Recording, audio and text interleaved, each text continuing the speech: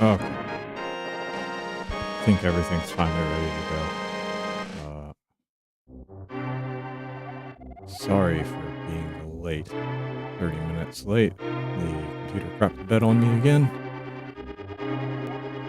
Alright, this is half the computer's fault, half my fault. It's my fault because I started getting ready later than I wanted to, and then half the computer's fault because, well, like I said, it put me in a position where I had to restart, and I restarted the computer 15 minutes ago.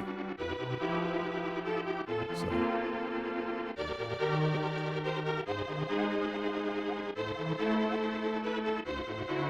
it's just how long it takes this computer to get up and running again after it restarts. I don't know, maybe I needed to defrag the hard drive or something. I probably need to take stuff off the hard drive, honestly.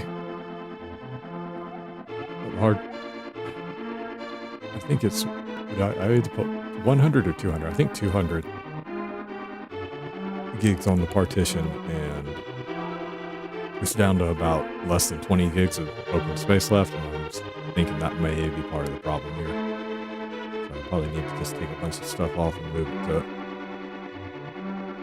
the Mac side of the OS, or onto like USB storage or something else.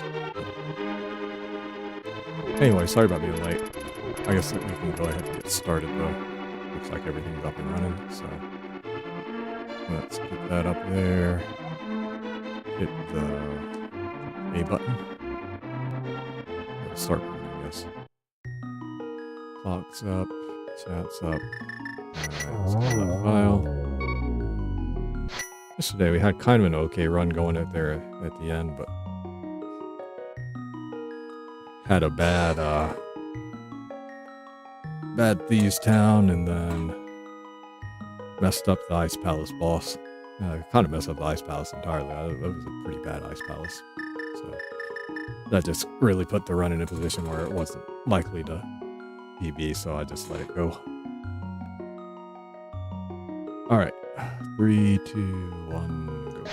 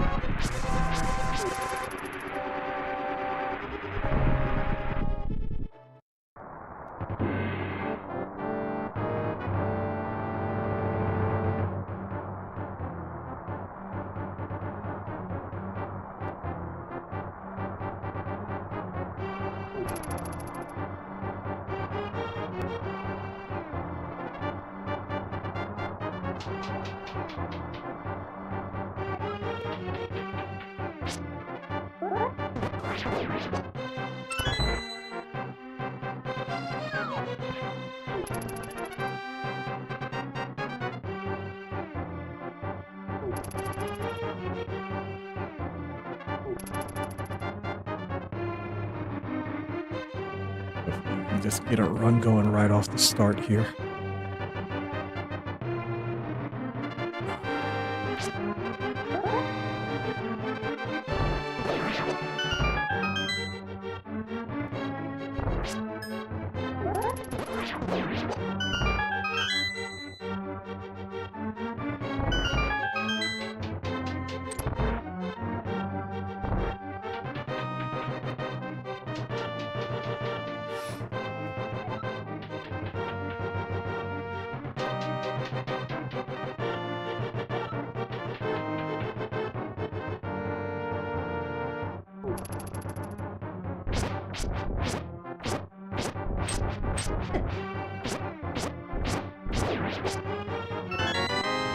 Bit unfortunate there.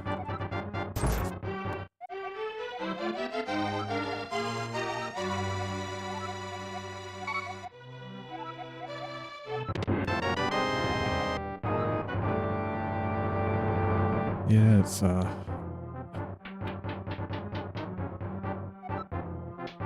yesterday was an interesting stream for this. You know, it's not really a secret, but it's pretty obvious if you think about it. But you know, trying to speed run at a fairly high level and holding a conversation at the same time, not the easiest thing in the world to do. And I put that on full display yesterday.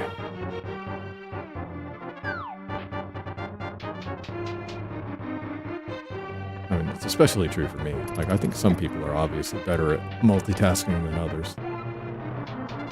Like, if you look at it from male-female perspective, women in general tend to be better at multitasking than men. Evolutionary psychology lays up mostly at the feet of having to be primary caregiver for babies, so you need to be able to, one, pay attention to the baby, and two, take care of other things at the same time. Which seems like a pretty reasonable analysis of the situation. Doesn't change the reality of the fact that some people are better at it than others, men included. But I do think it is something that you kind of can train yourself to do.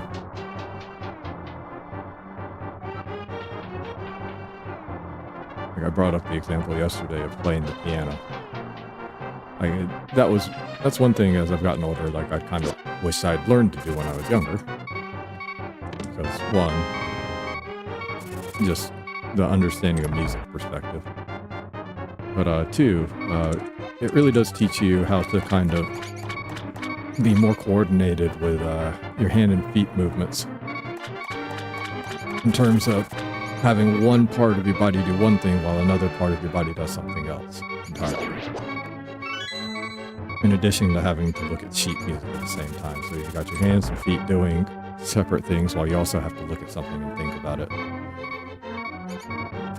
And I think it's part of the reason that,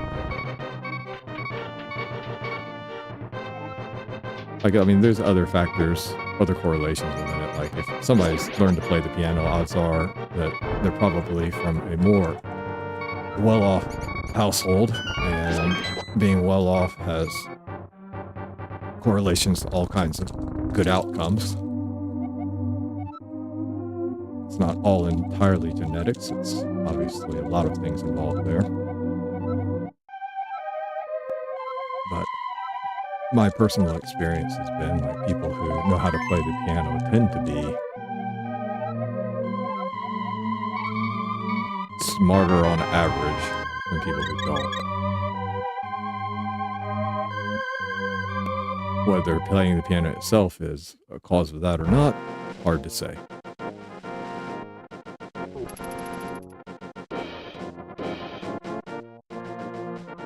It's also obviously not to say that all people who play the piano are smart.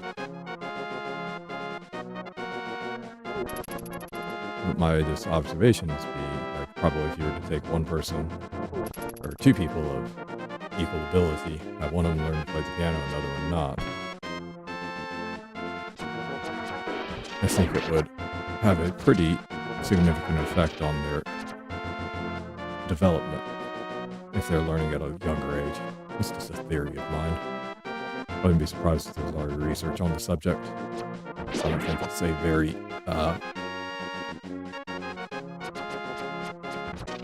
profound observation. I think it's something that likely a lot of people have noticed.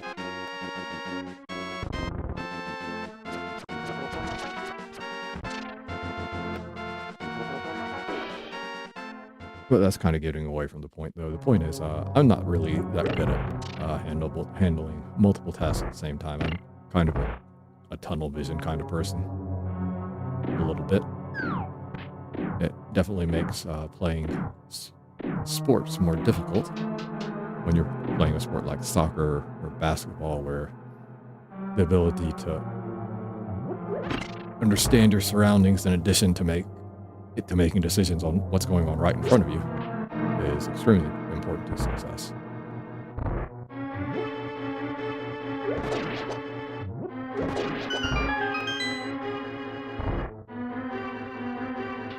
That's why I think I've never really been a good passer.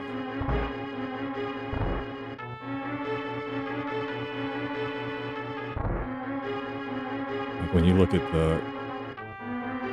like a player like Iniesta, or like basketball players, like somebody like, I don't know, John Stockton or Chris Paul or something like that, and you watch how they pass the ball,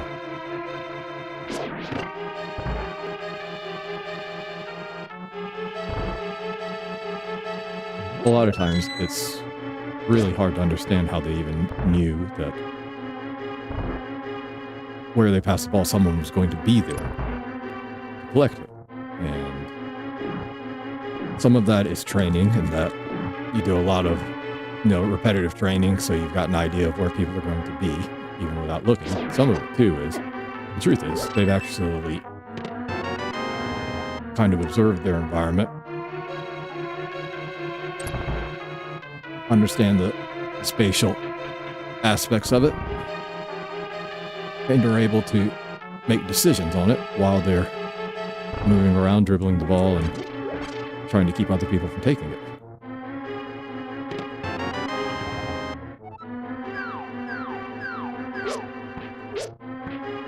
And it really is an impressive skill, especially for the people who are in the top 1% of it. Which I am not.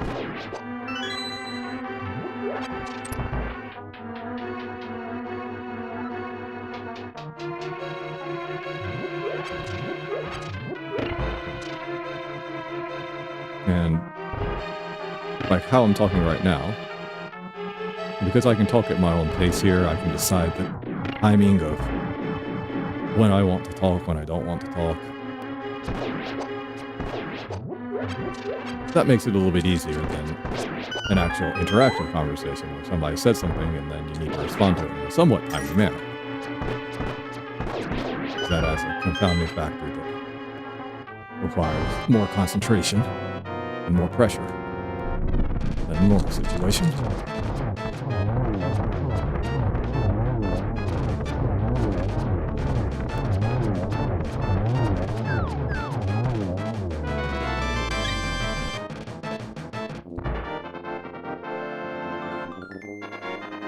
Didn't want to use all my arrows there. I would like to have kept that last one. Tis what tis.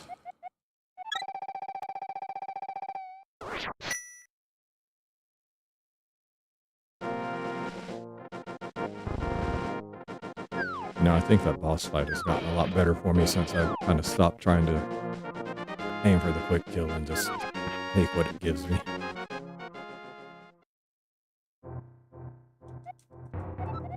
Because quite frankly, if I want to do that quick kill, I need to practice more. I need to be more accurate in my movements.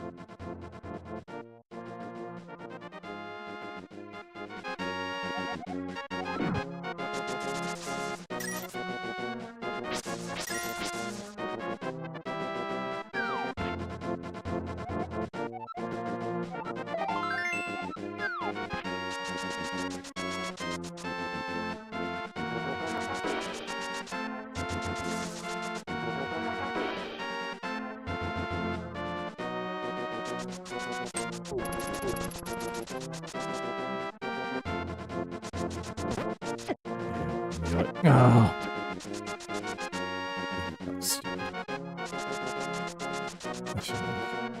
I shouldn't have charged. I should have just moved up a little bit and then charged. Like, the last thing you want to do there on that enemy, if he's moving horizontally, is charge into him straight. Like, you need to hit him off center a little bit. Oh, come on. Oh, God.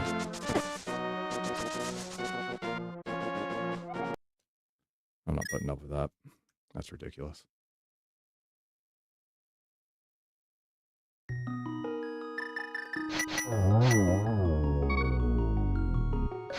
That's 5 arrow shots. Or was it 6? I mean, it was 5. Doesn't matter. It's still way too many. Like, that's just stupid. I'm not putting up with that.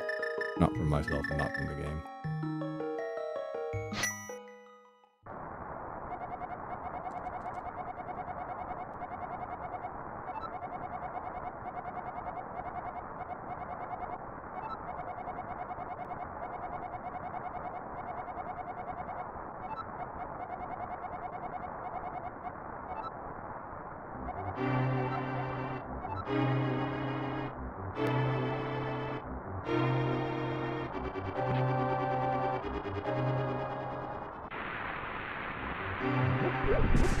I don't know, I just find it really weird that they decided to make, you know, charging through bushes if you're too far off center a bonk instead of either one, having you kind of roll off it, or two, having you just charge through it anyway.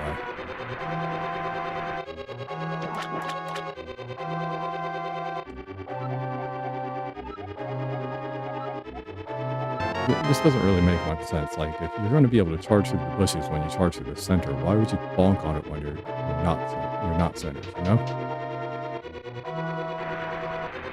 I wonder if that was just an artifact of programming that they didn't realize, or whether that was an intentional choice. But either way, it just didn't make much logical sense.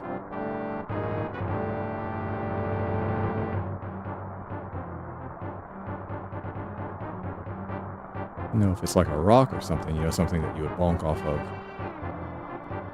running into it squarely, other than running into it off center and bonking off of it isn't really that much of a stretch. But when it's something you can charge through, but charging through it in a way that would make you hit it less squarely, causing you to bonk off of it, that's just kind of weird.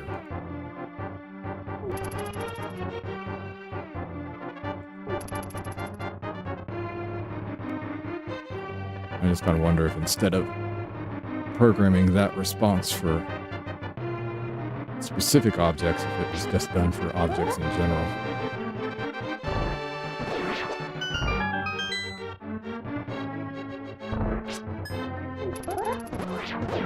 But that's not likely because grass doesn't work that way. So it likely was done for specific objects. So again, it's kind of an odd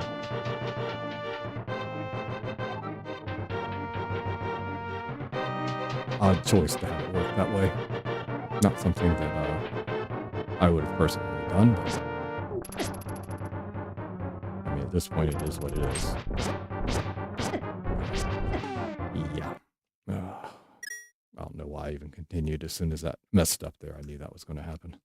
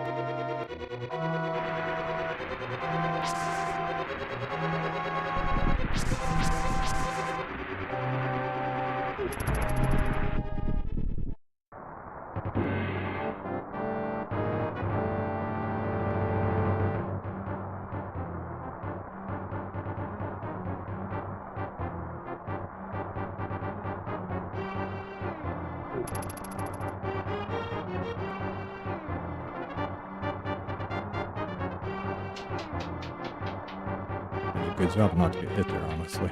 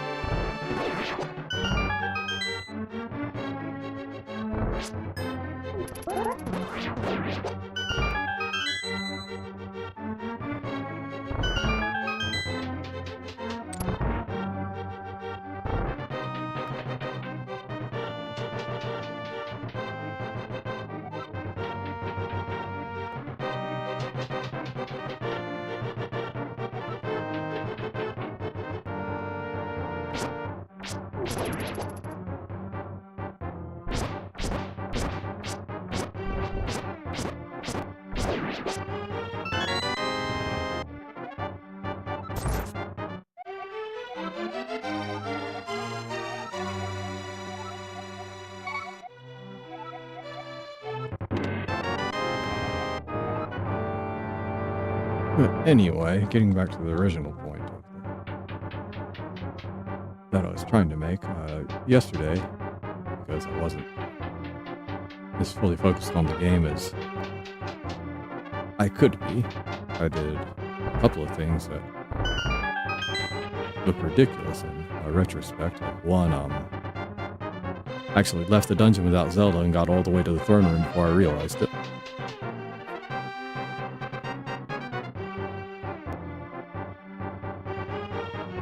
And two,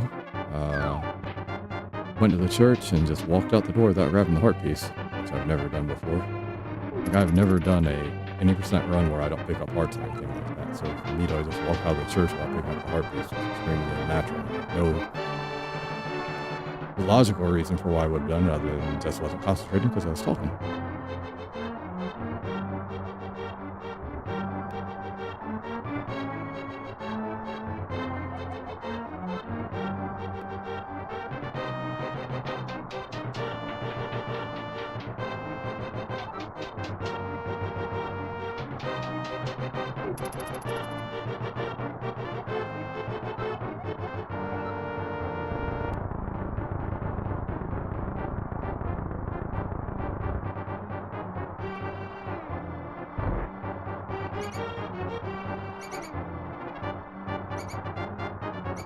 But things like that are interesting because they kind of give you a little bit of insight into how your brain and your thought processes work, especially when your concentration's divided. Come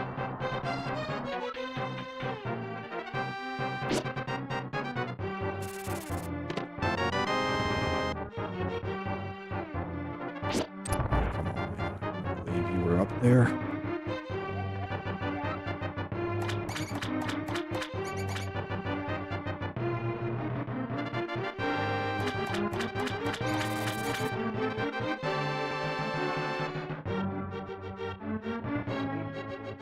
You suck, man. Literally the worst thing you could have done.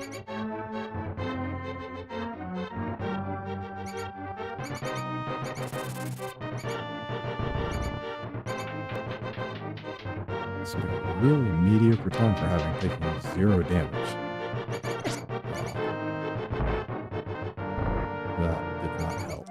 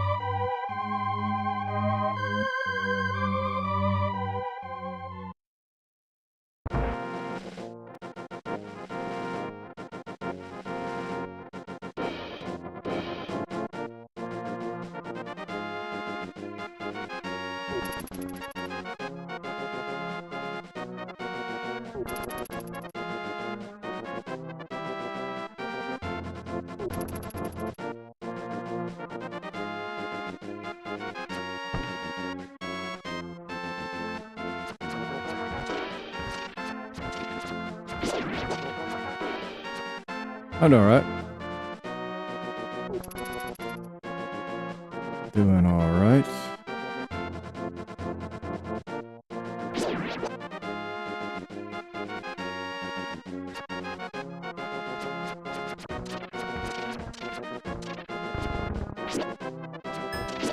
On the second go right now.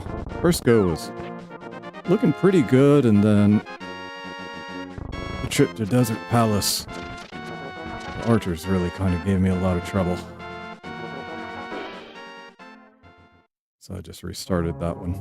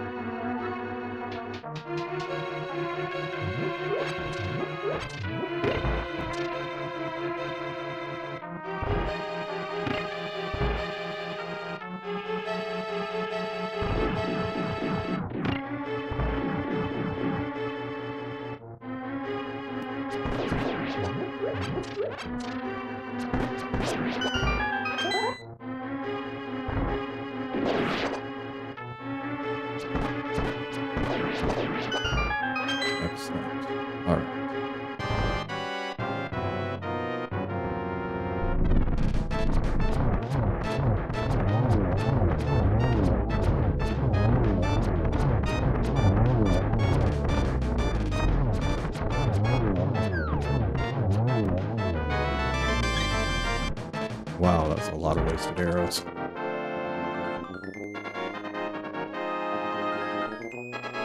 Spent 24 arrows.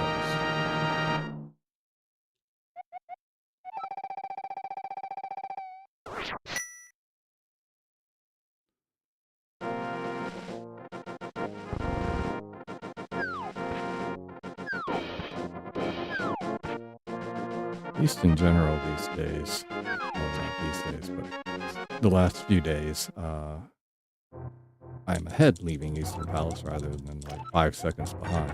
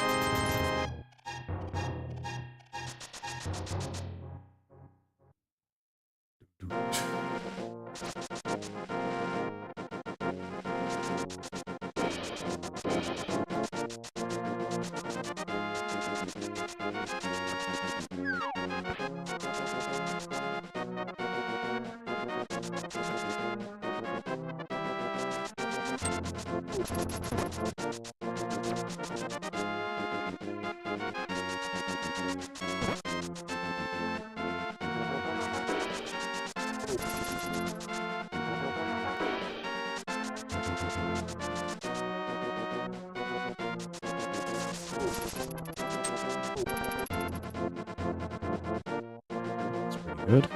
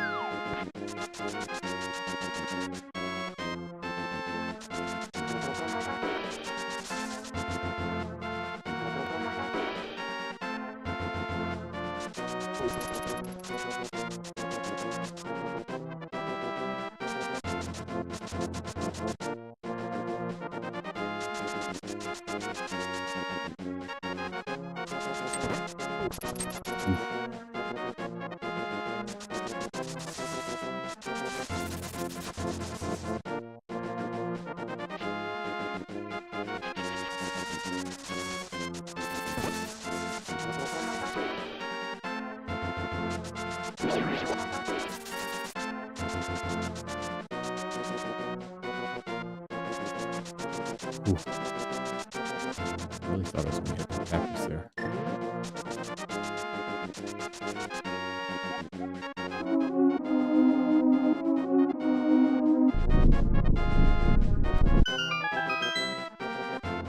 Alright.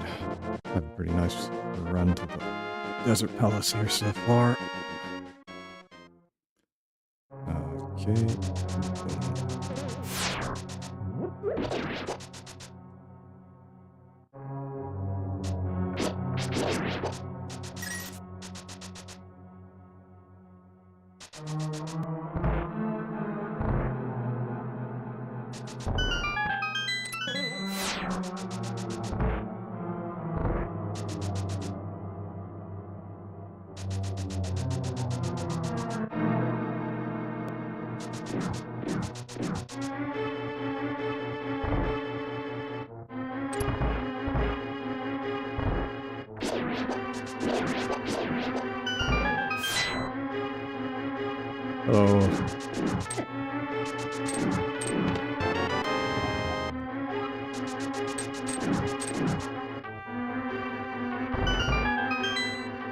Ghost Arrow 25. Hope you're having a good day.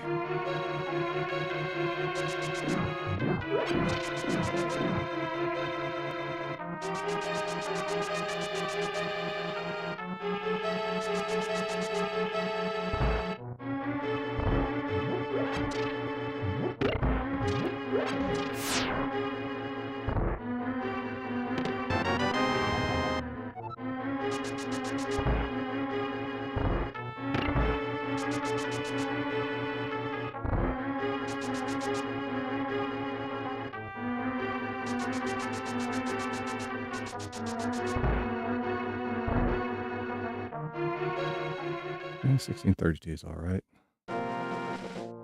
One of my better times.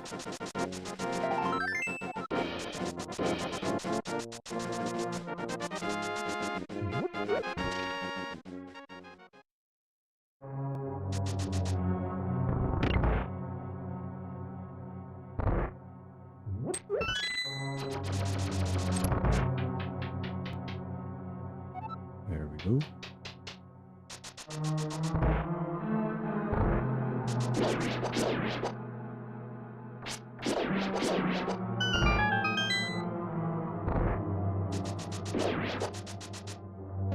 Oh, why did I do that? I knew that was going to happen.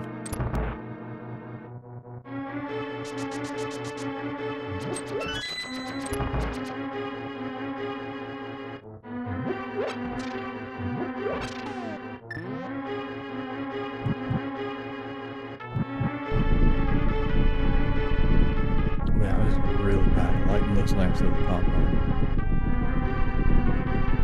Guess I'm just in too much of a hurry. Probably need to tap the controller rather than hold my thumb on the D-pad.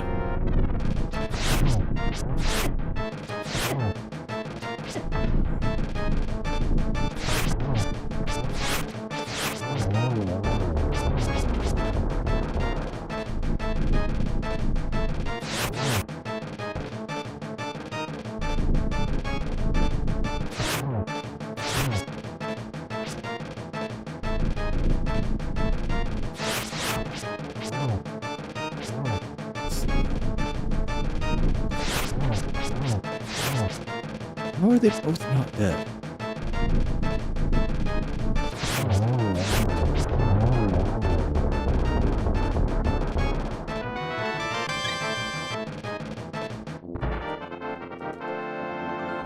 Felt like they should have died somewhere there. I wasn't really counting though, so.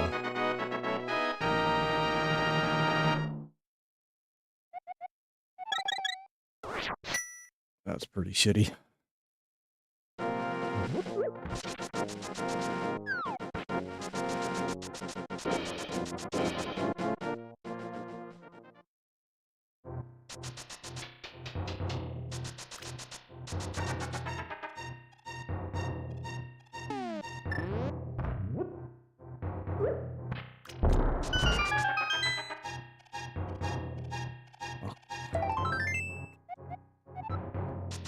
I don't know how I keep doing that.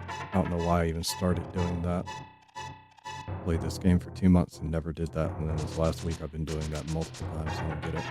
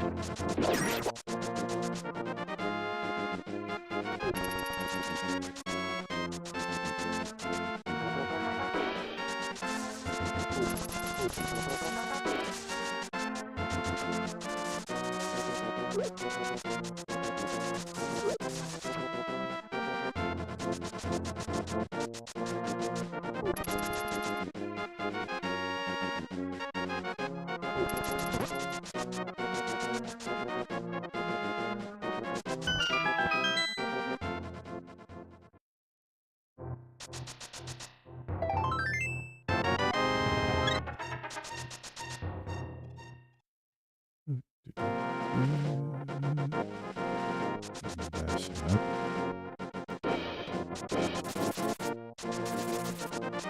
So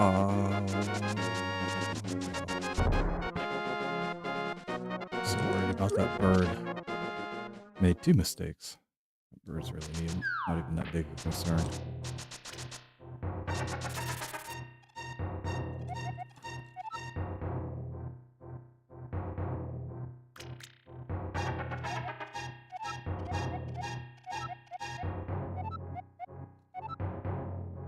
Classic example of spending $10 to lose 1. That's not quite right. Betting $10 to win 1. Better example.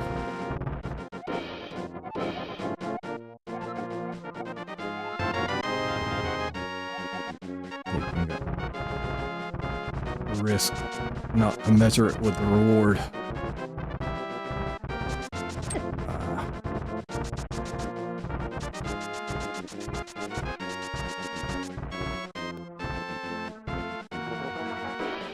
Obviously, speedrunning, you have to take risks pretty much all the time, but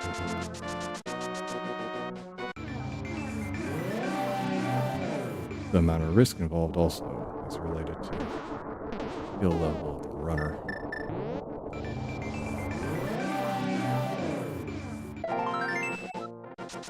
I'm taking a risk that I probably shouldn't take based on my personal skill level.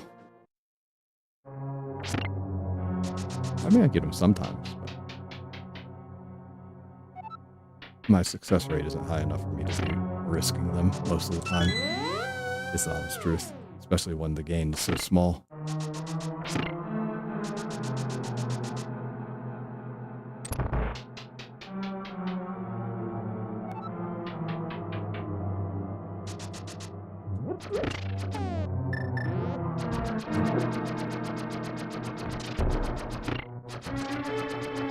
Okay. I forget how long we get to wait here. Long enough.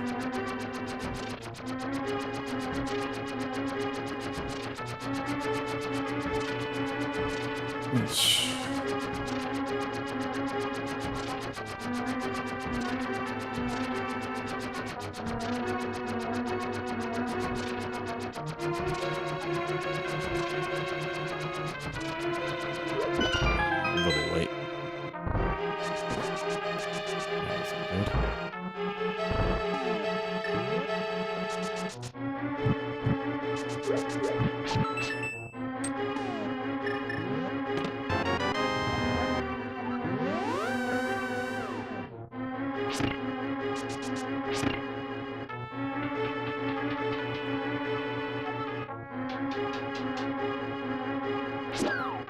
That's good.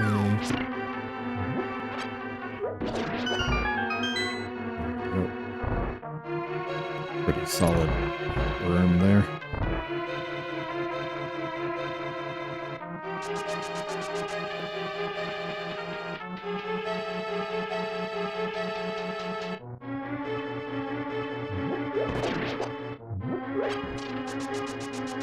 Oh man, that's not good. I should have killed that thing.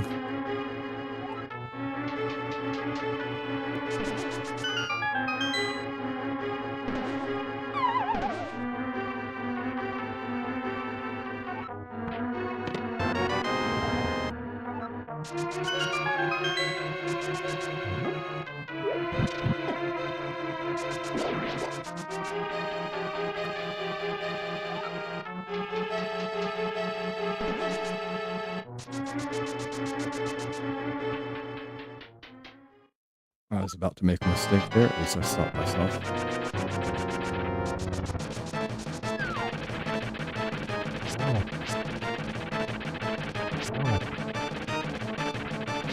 Oh, how did I miss?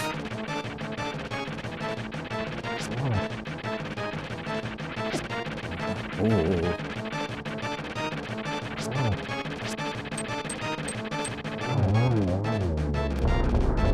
Good enough.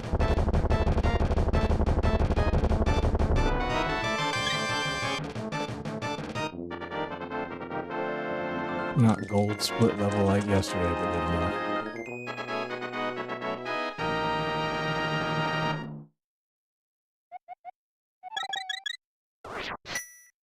30 seconds. That's the bare minimum for acceptable.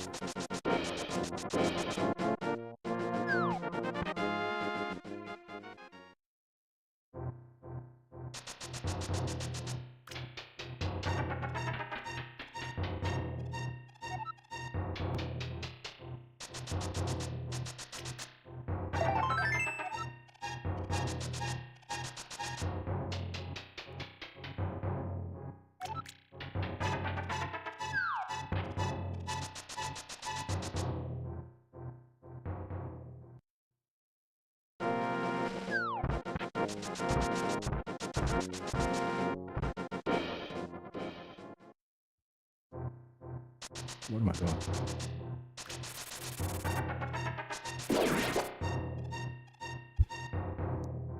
Yes. Now,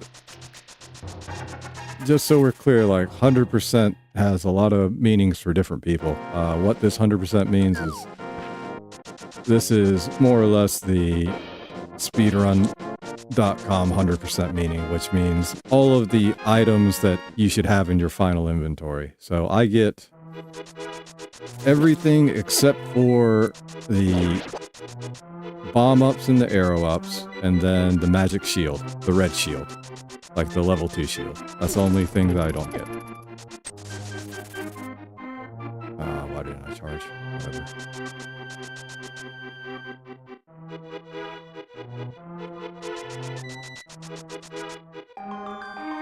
But get all the heart pieces, all the, again, the items that should be in your final inventory, all 4 bottles. I don't put anything in the bottles. Bottles are empty. And you get the level 4 shield and the silver arrows. Or not the level 4 shield, level 4 sword and the silver arrows.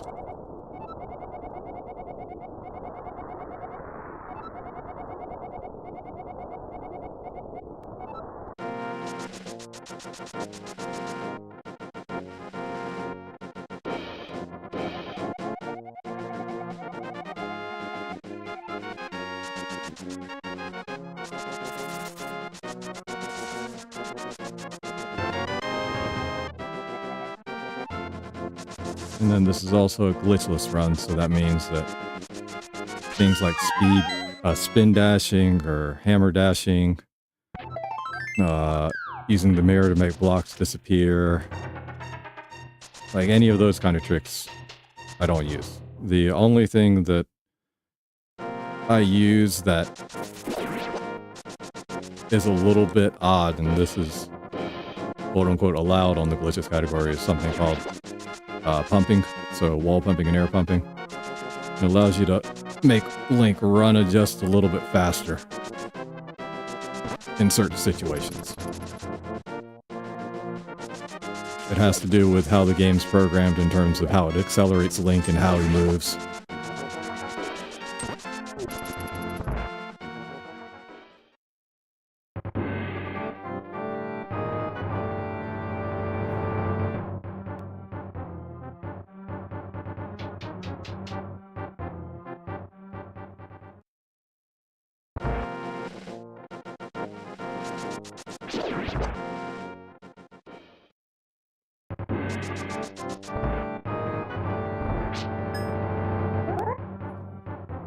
Alright, come on.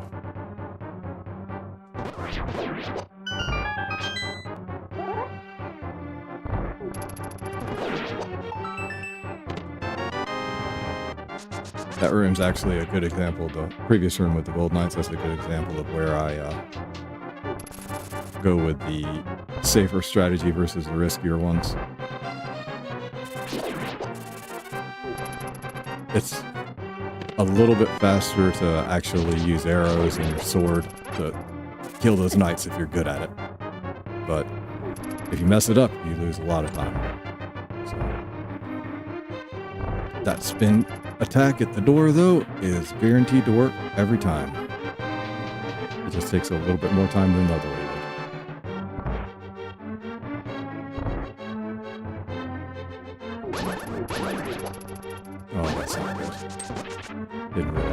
hearts.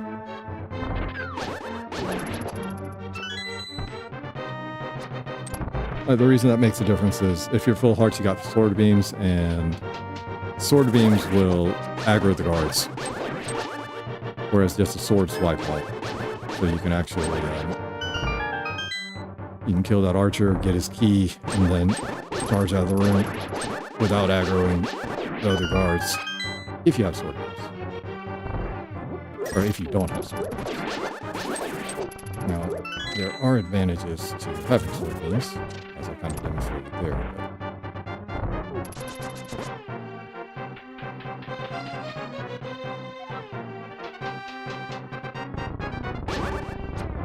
But there's also advantages to having no sword beams.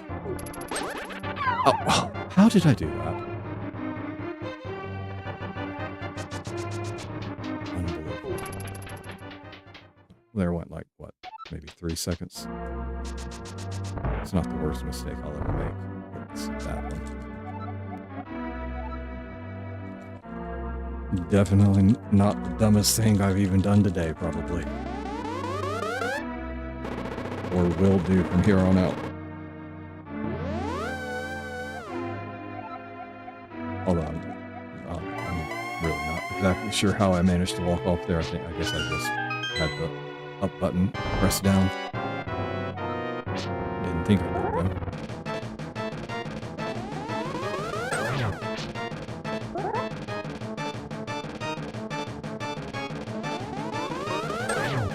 Two.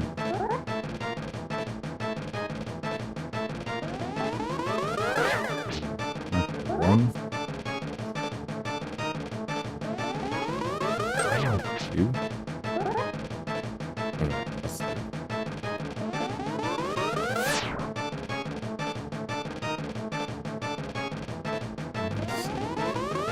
Four.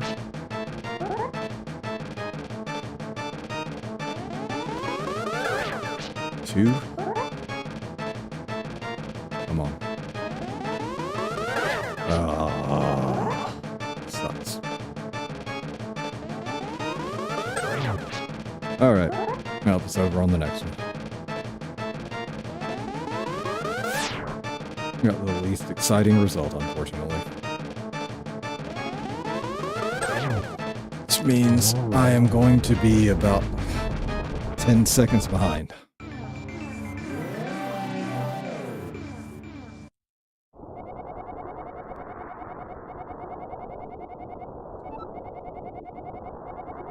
The difference between 1 blue ball and 3 blue ball attacks is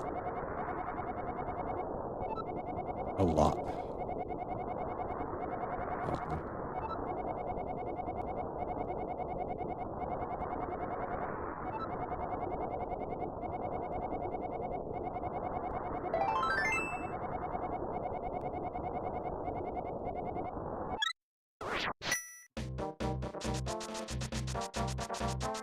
Sorry, 26. Lost 26 seconds there.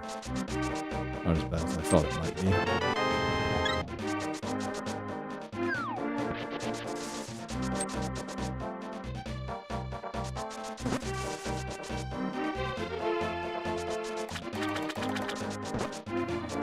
Oh man, that's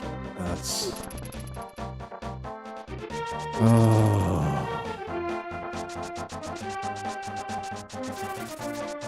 Like, taking damage here has knock-on effects later on in the next dungeon. If I get lucky, I'll get a heart, and it won't be a problem, but if I don't, it's going to cost me at least another 5 seconds in addition to the time it cost me from taking damage in the first place. Which is a result of me messing up the dash line. I was way too high there. I don't know why I did that.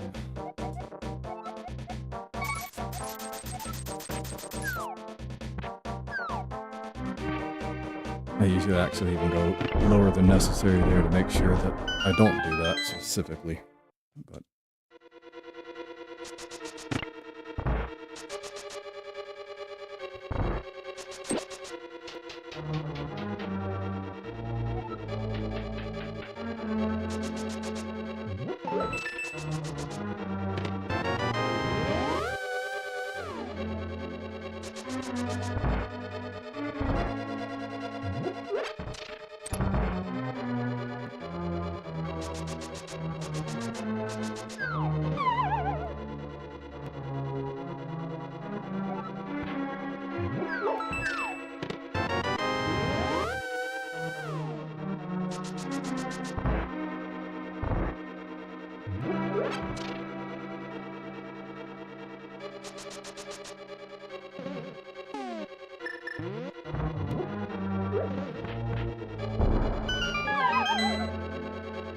later than I meant to.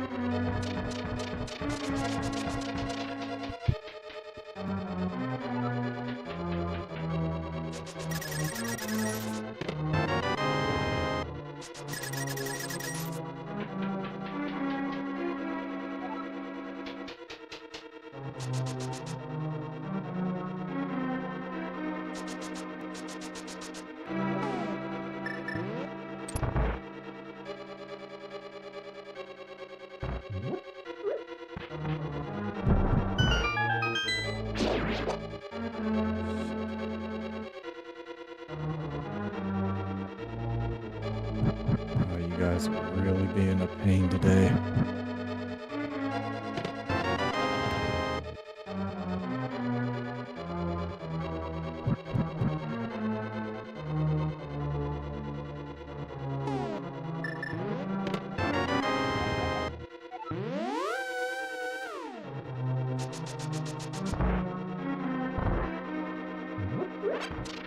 Oh, didn't get a heart drop. Unfortunately, going to lose about 5 seconds on this next part.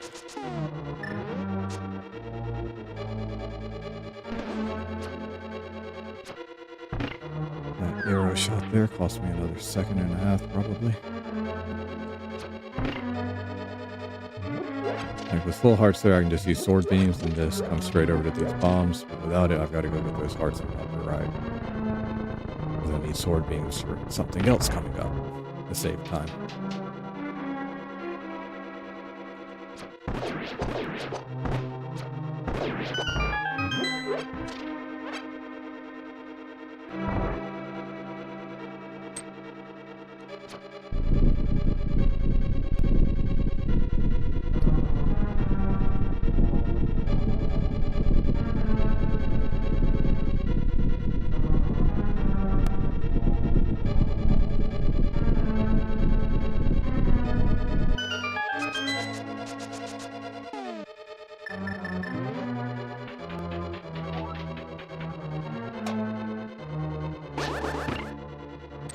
Don't have sword beams here, you gotta switch to arrows and then switch back, which is a lot of extra menu time.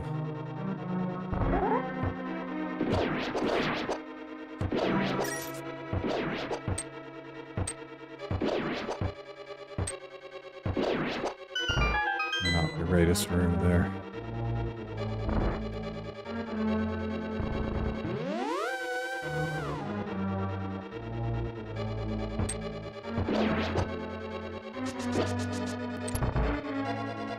All right. 1, 2, 3, 4, 5, 6, 7, 8, 9, 10, 11, 12, 13.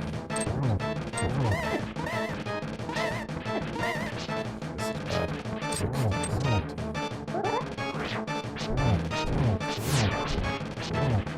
5, 6. Ugh. That's one of the worst fights I've had on him in a while.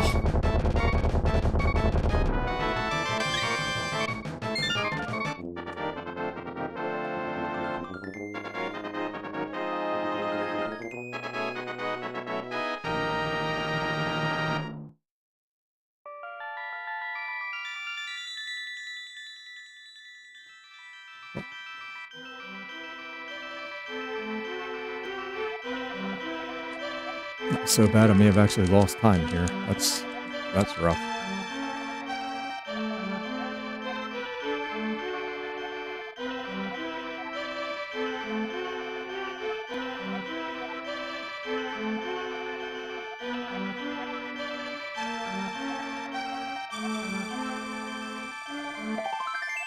Yep, I did lose time. How much time did I lose?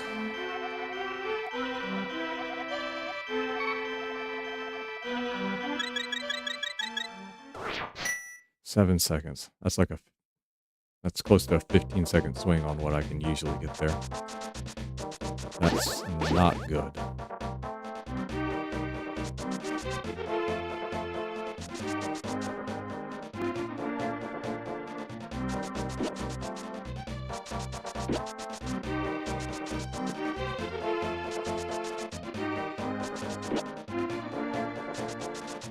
Oh, come on.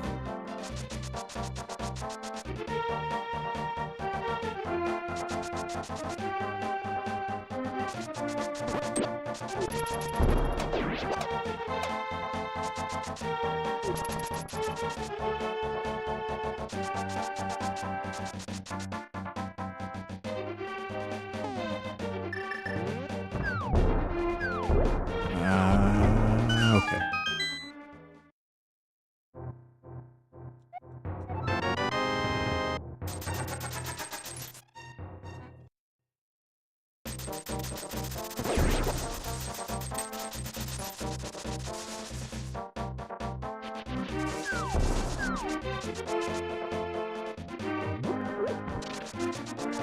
Oh.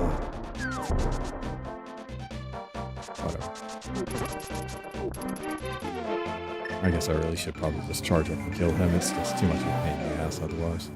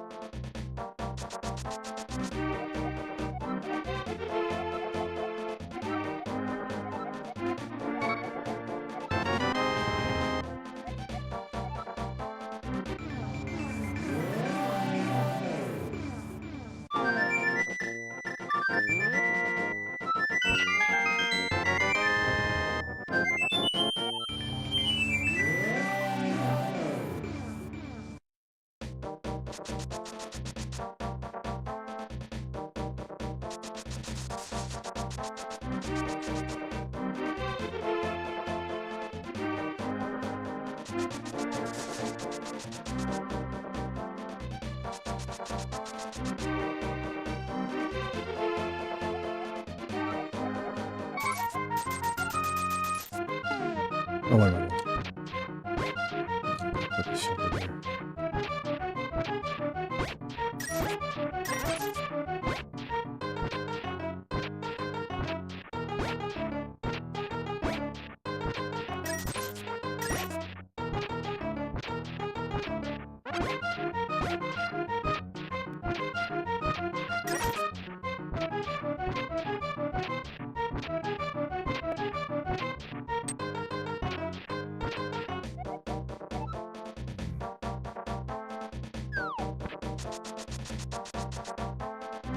No, if it doesn't show up on this attempt, this run's more or less dead.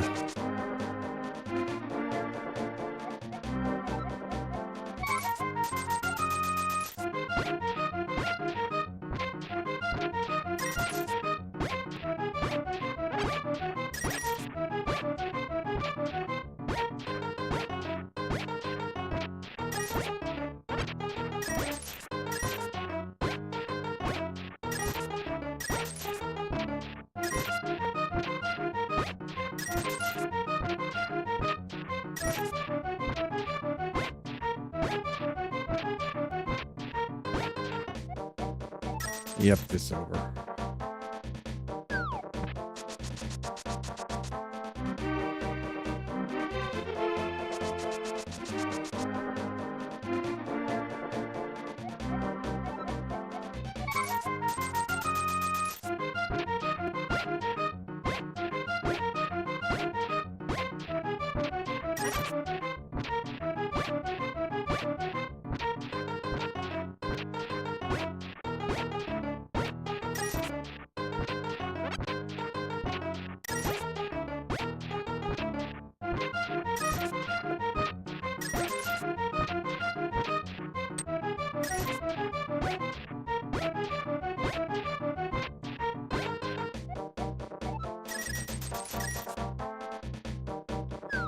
Oh, look, this wasn't on my side this time. Oh well.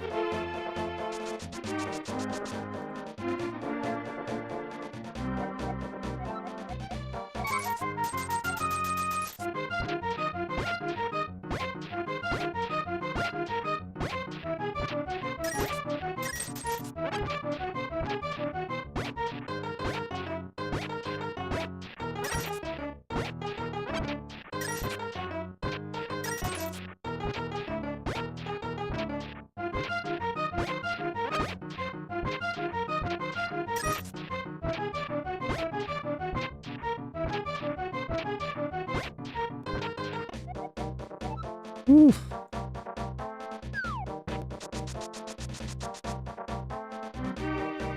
Game being cruel. That's fine. I always just dig until I get it, just to see how long it takes.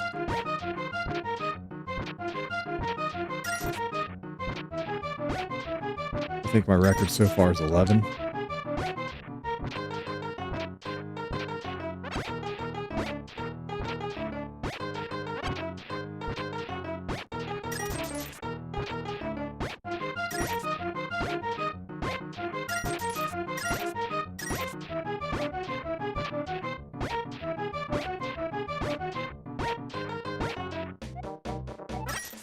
Man.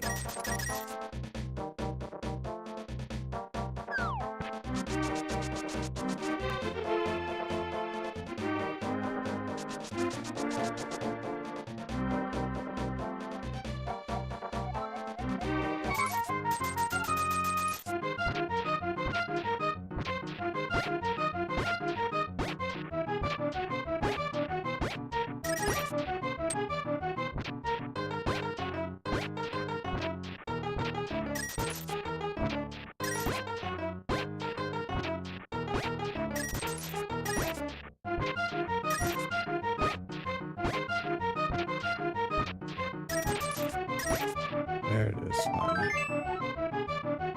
All right. Took until the 6th attempt, but that's how it goes. Let's try again.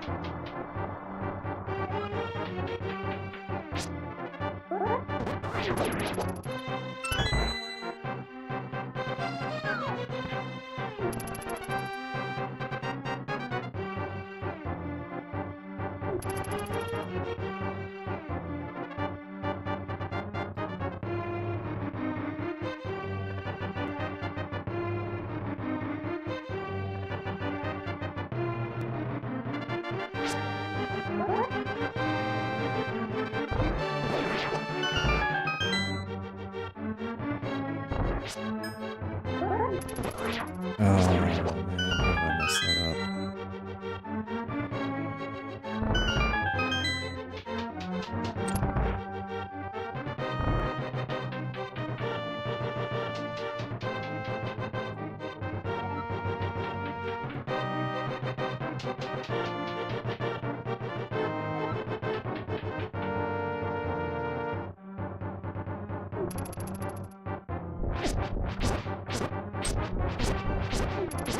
Yep. That's just unfortunate. That happens sometimes. Or sometimes he aggroes and then he's able to get around the table, and if he does that, you're just kind of fucked. So that's just a little bit unlucky.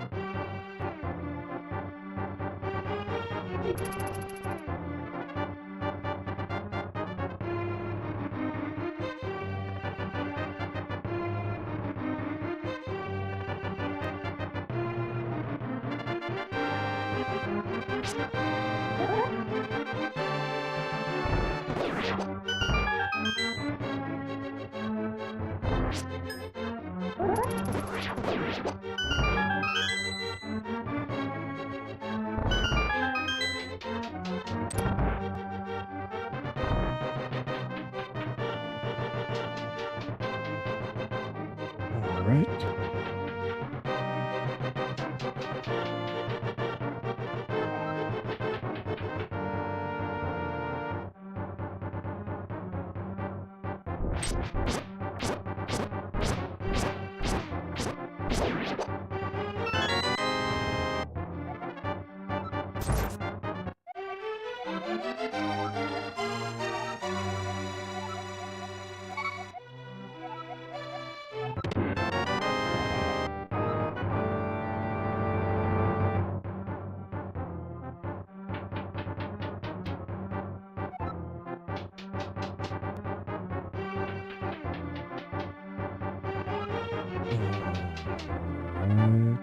Fairly solid start. So far today, the start's been okay.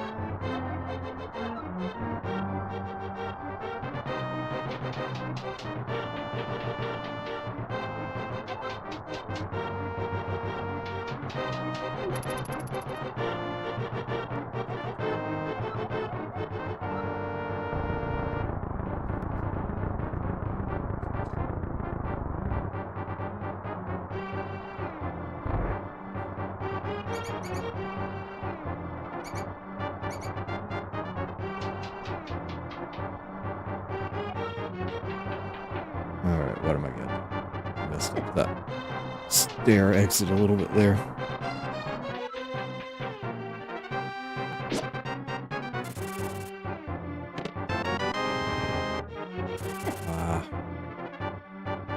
Should have swung the sword.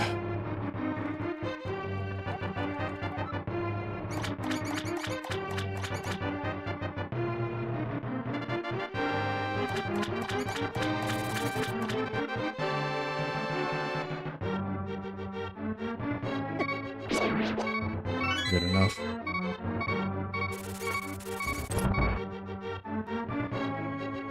That's pattern there.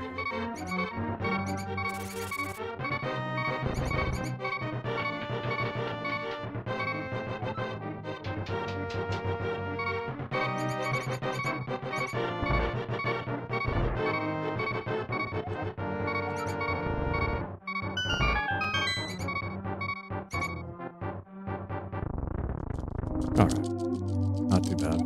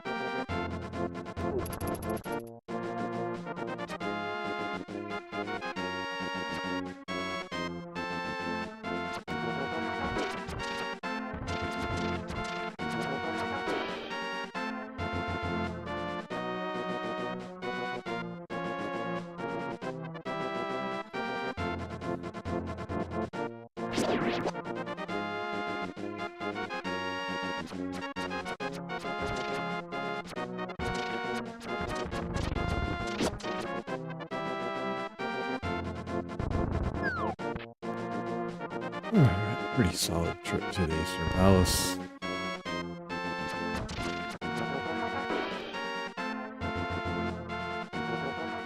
Yeah, 737, that's not too bad. It's better than usual.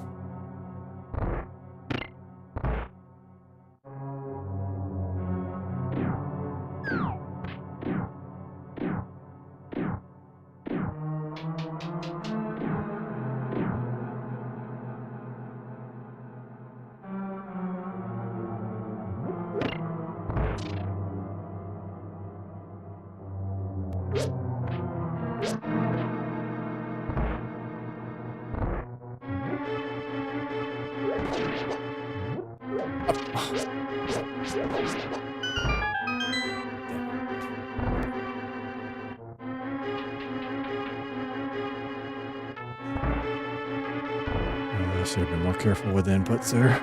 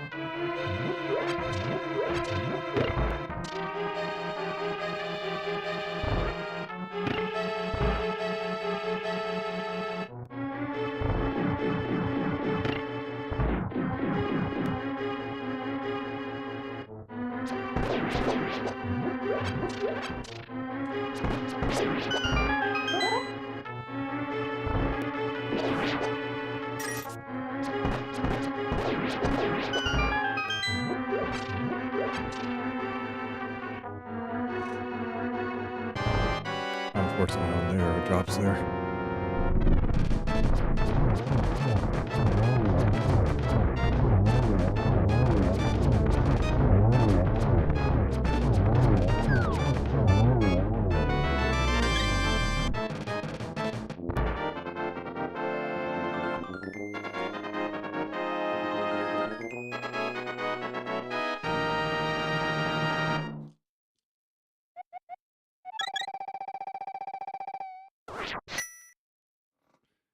All right, 0.8 behind.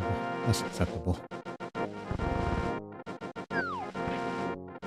Could have been ahead with better arrow drops and not missing that jar throw, but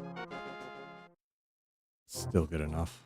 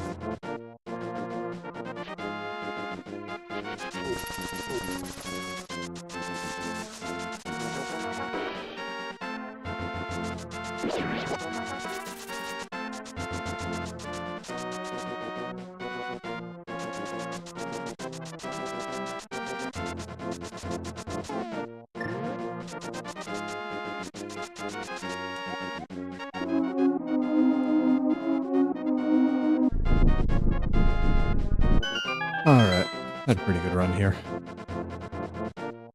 0 damage. No bonks, that's pretty good.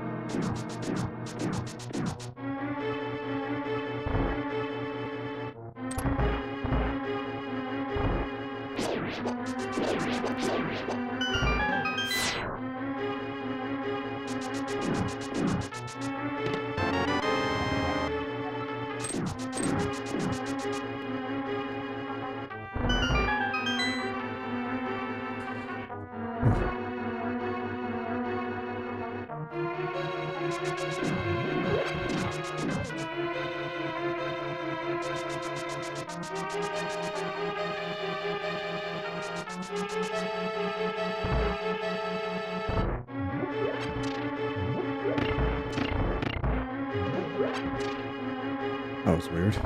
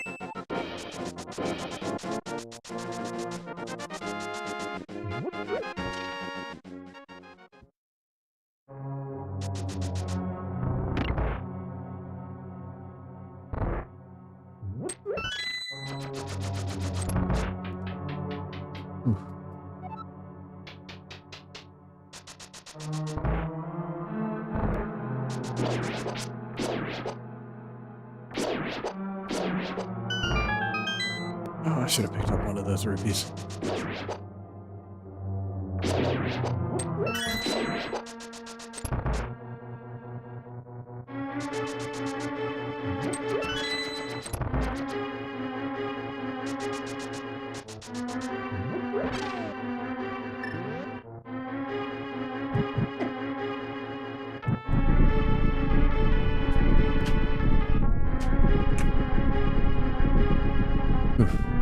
Medicine's making me a little bit drowsy right now.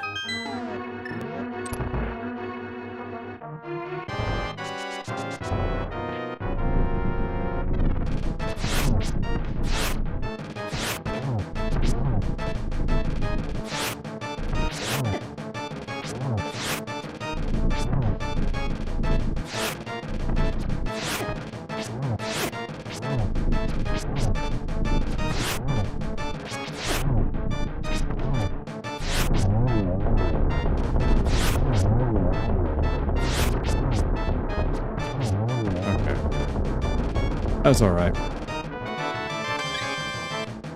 Definitely better in life.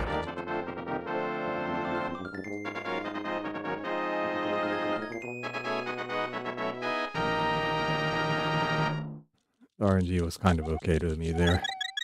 It didn't do too many short jumps.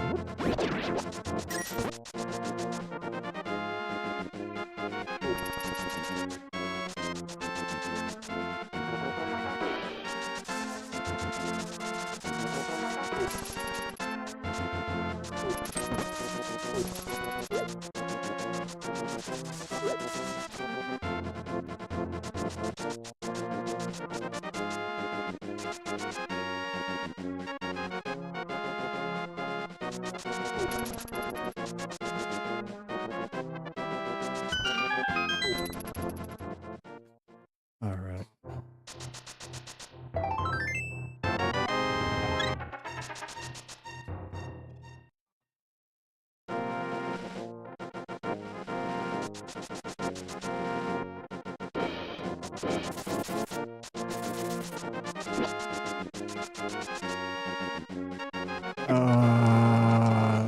Split second late on the rock pickup.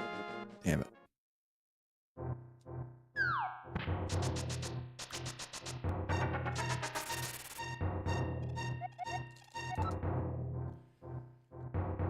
Like ideally there, you'll pick up that rock, and as soon as you pick it up, that bird will hit you and force you to throw it.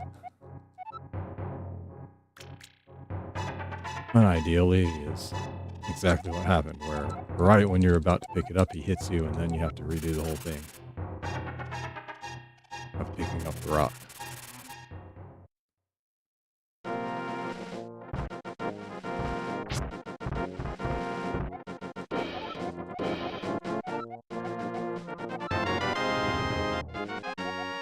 Let's see.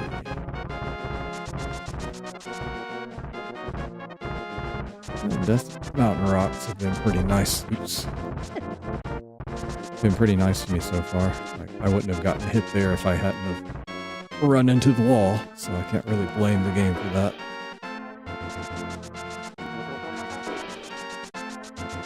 That bonk would have been gone long before that rock was ever there. Wouldn't have been a problem.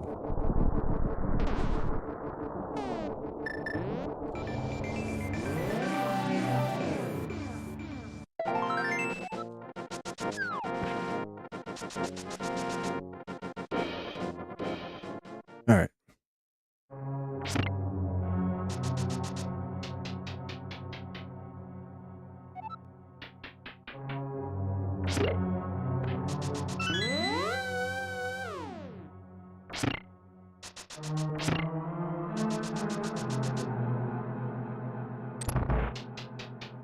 Up there.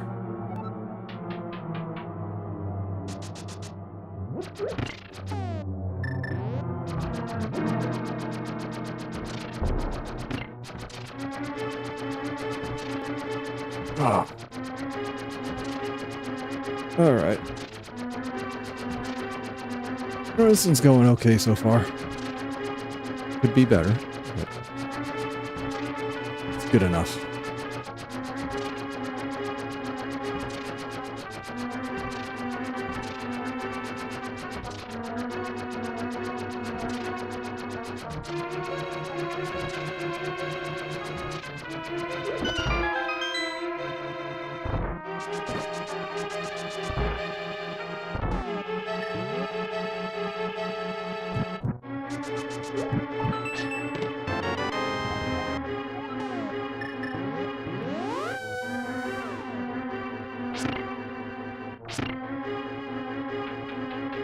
All right.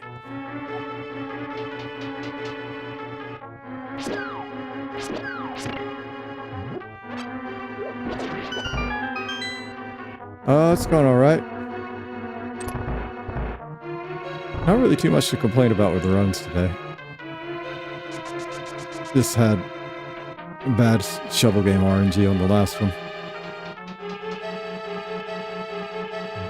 That's just gonna happen. Oh, that sucks.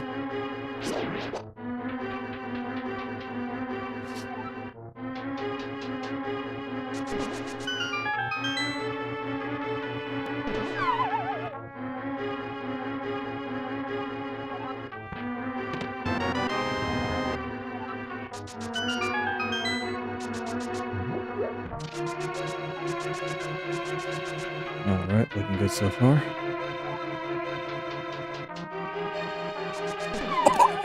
Oh, I really was too low. Damn it.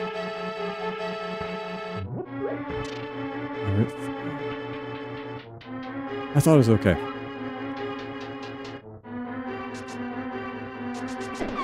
Oh.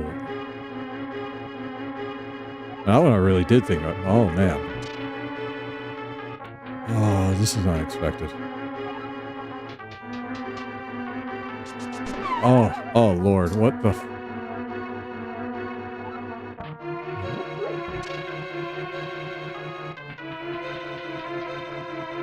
Well.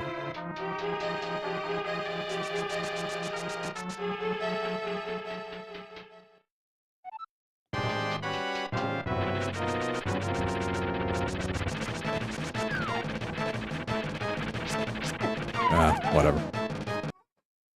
Damn it. Oh.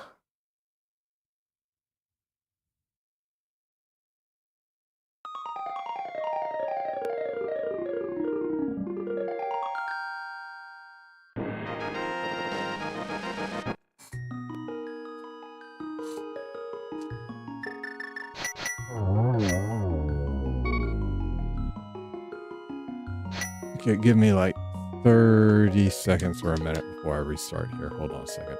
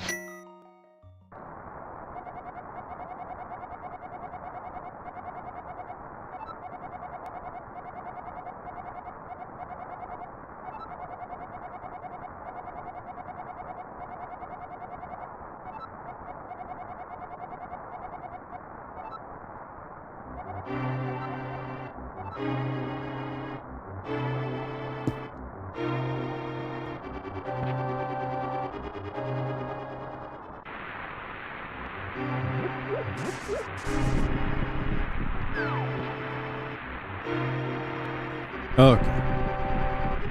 Yeah, I was muted, but that was intentional. I needed to eat something. I hadn't really eaten much today, and then Because today was medicine day, I was starting to get a little bit sleepy and my legs were kind of feeling weird. So I needed to eat something, like get up and eat something. I feel better now.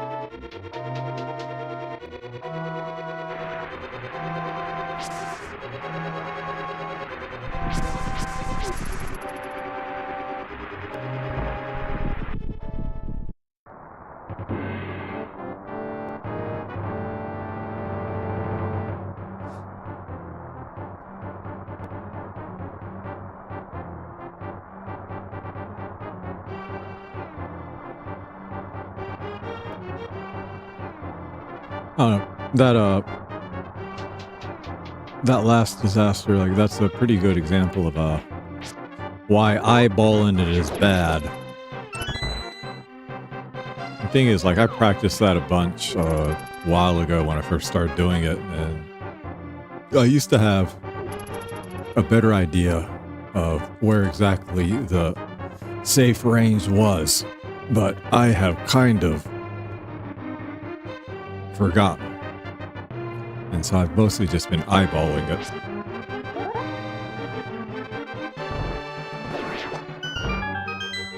And that didn't work out that time. Like, legit, all 3 times I thought it was going to be okay. Like, I legit thought it was okay.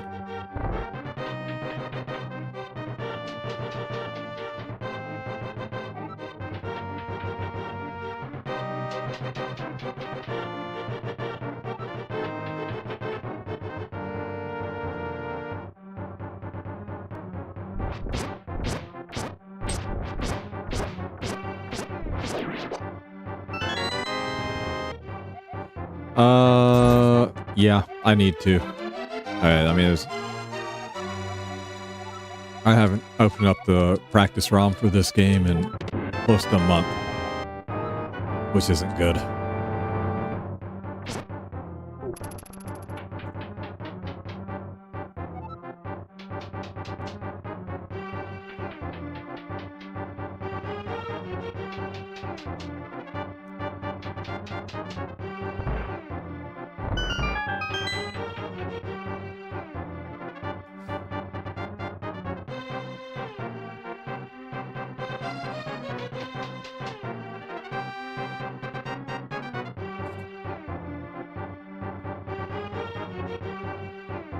And that's not the tightest of windows. It's either 2 or 3 pixels wide on the vertical axis, I think, but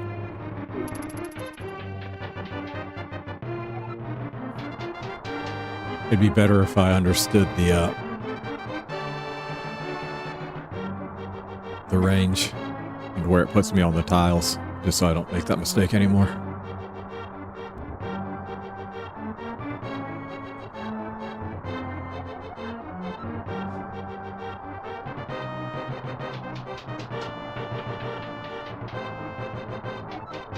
I mean, I may mess up the setup every now and then, but at least before I dash, I should probably be in a position where I know for certain whether or not I'll be okay or not.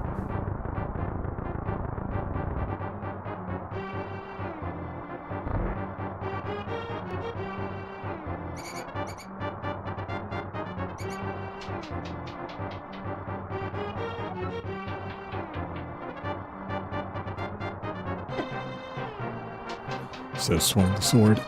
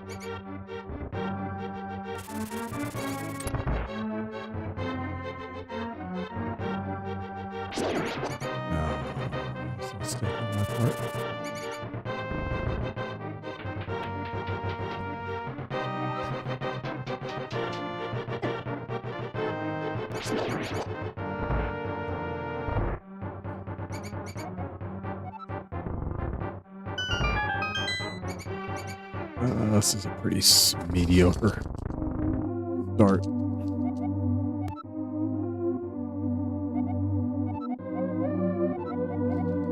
Yeah, mediocre is not even the word. It's a subpar start.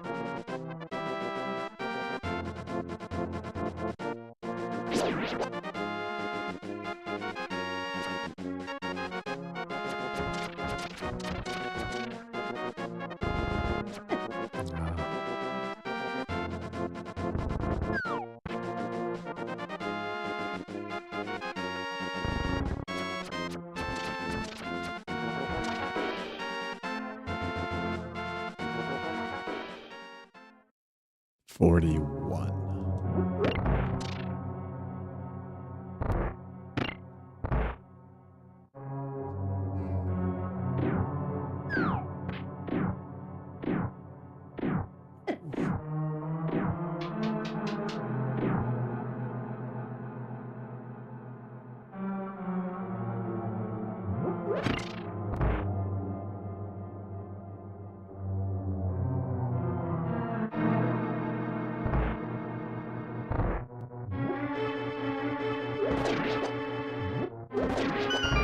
Just didn't mess that up.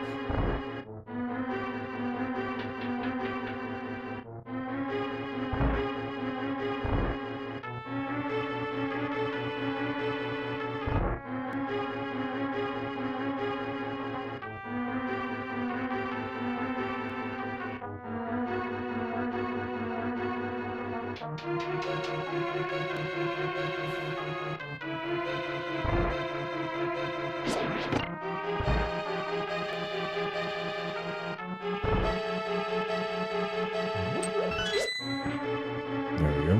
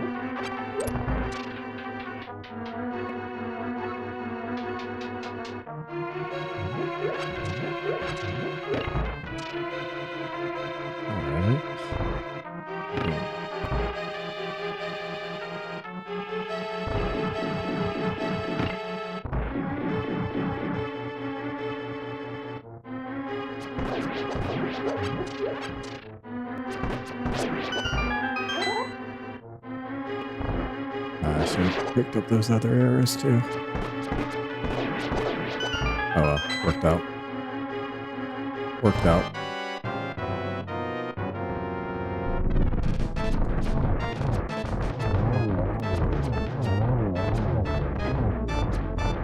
This did not work out.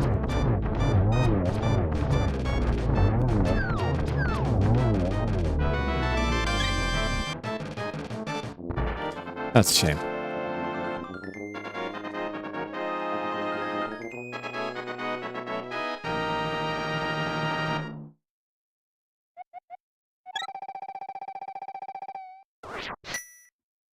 Could have been a second or two I had there.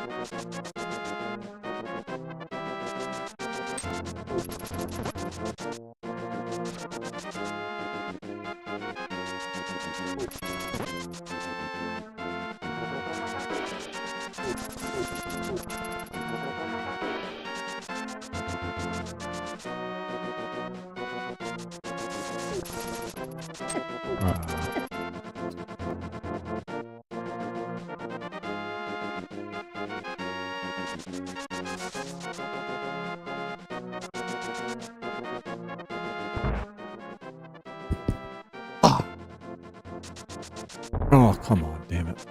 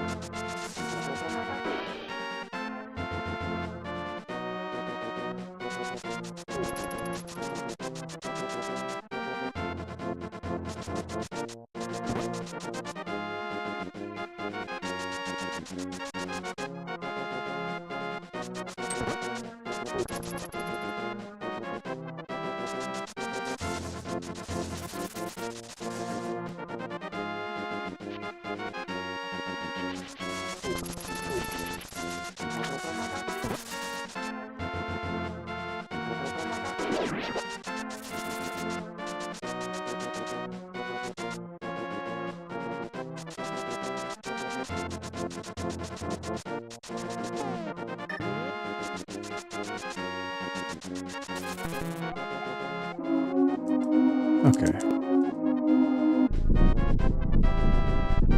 Decent run to here. Not perfect. Good enough.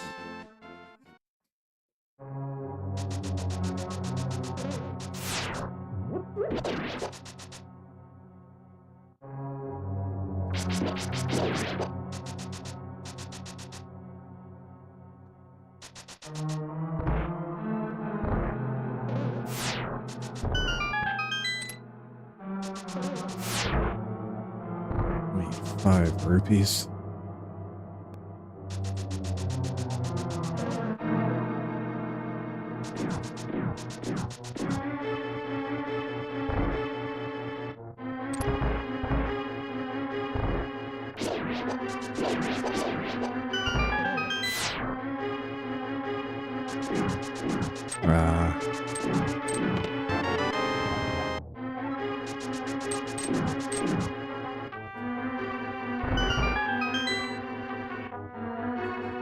Really curious how the timer works on those cannons.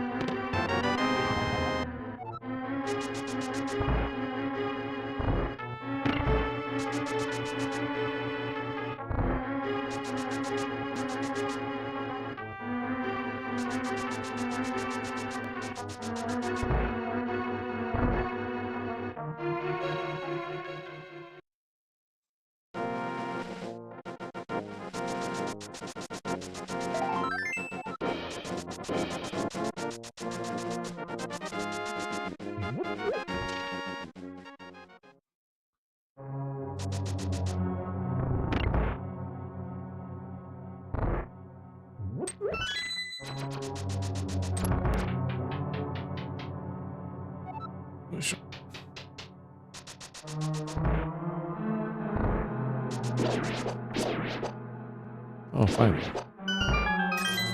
And I got the 5 rupees too. Yay. I knew it. Damn it. Why did I do that?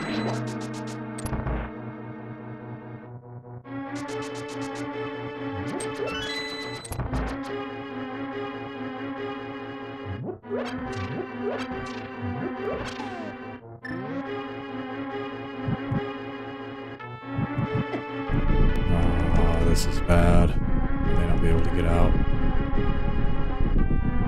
Fuck. Let me out. At least I got out. 2.5 hearts. Not much margin for error.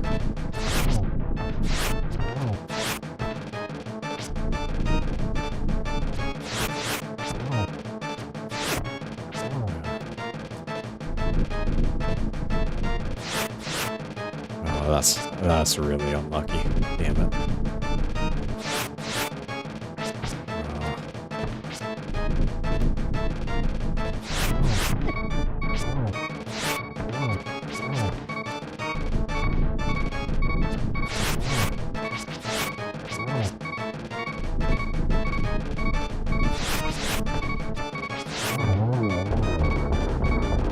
I haven't been able to track when they're jumping out of the ground in a lot of cases. This is so bad.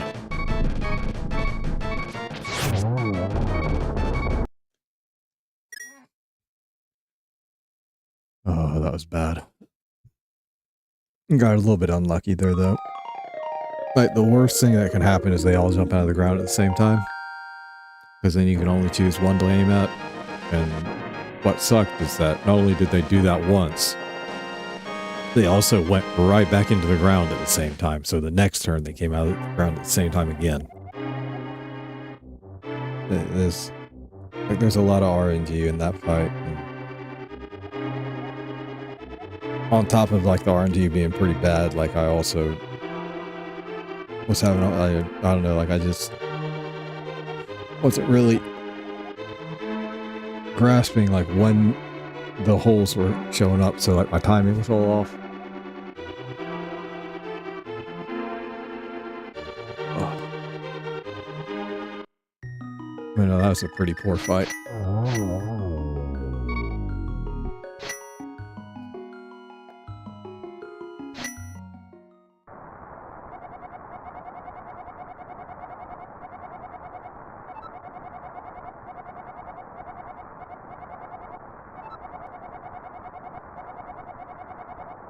It mostly is.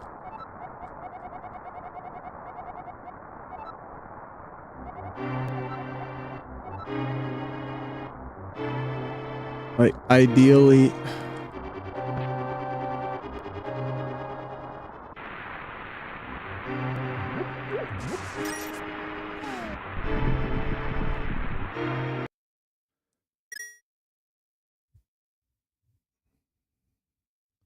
ideally on that fight, you want a couple of things. Like, one, you want them to, when they jump out of the ground, stay airborne for a long time. Because it gives you more chances to hit them, obviously. And then 2, like the direction that they jump in relative to you is also important. And then 3, like the timing that they come out of the ground relative to each other is also important. Like ideally, when they jump, they'll stay in the air long. The best jumps are the ones that go vertically, straight vertically, because if you can get on line with them vertical, then you can just fire arrows at them repeatedly. Like those are the best ones. Like probably the least ideal one is if they go like diagonal away from you.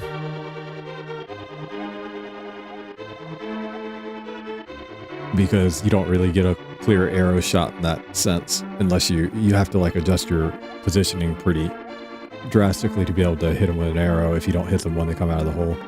And then running them down and hitting them with a sword is almost impossible in that sense too, in that case too.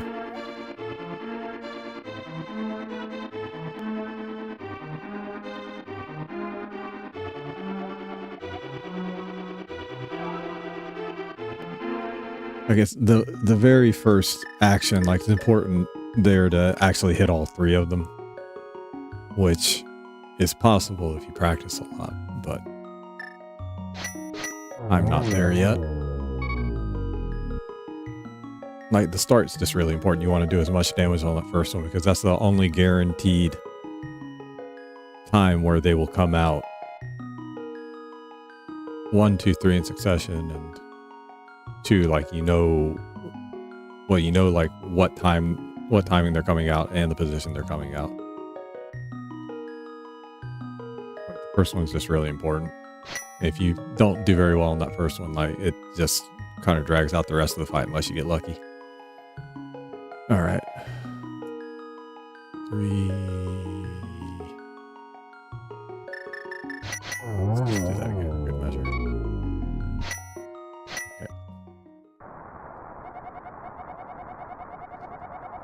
I've had a couple of decent fights there today, but that was not one of them.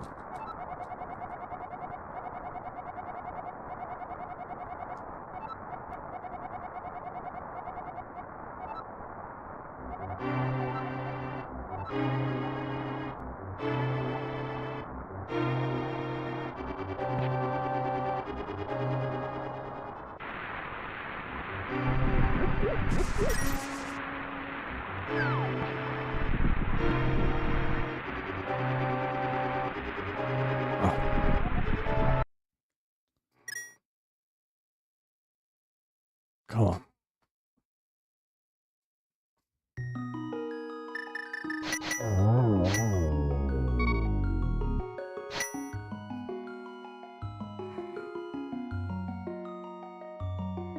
Just give me about 10-15 seconds there, like left foot kind of bothering me. Like the last 30 seconds or so. Like, it hadn't really affected the run or anything like that. It was just kind of annoying. Almost like I bruised it or something.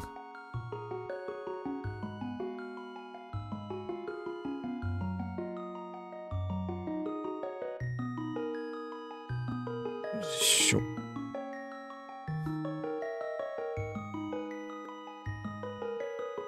All right, that feels better. Still kind of hurts though. All right. Who do you want?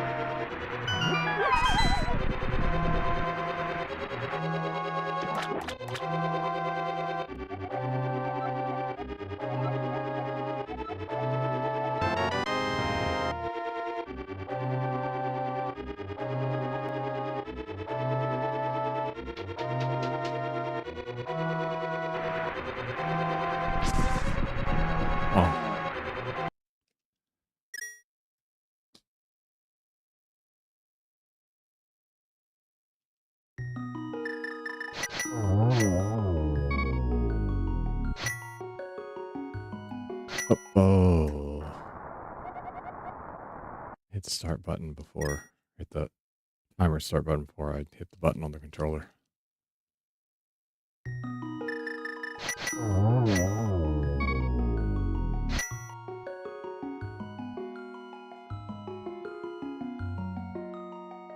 Alright, let's try that again.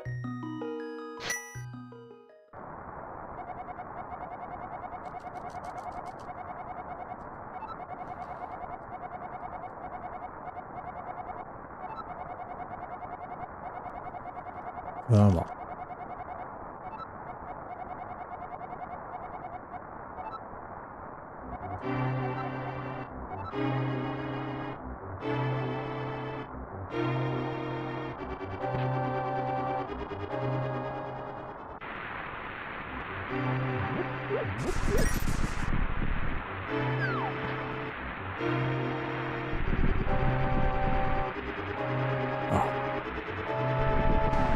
Oh.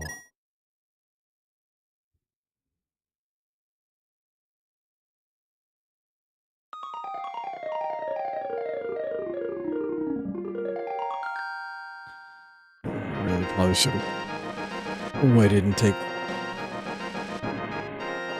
my medicine later in the day.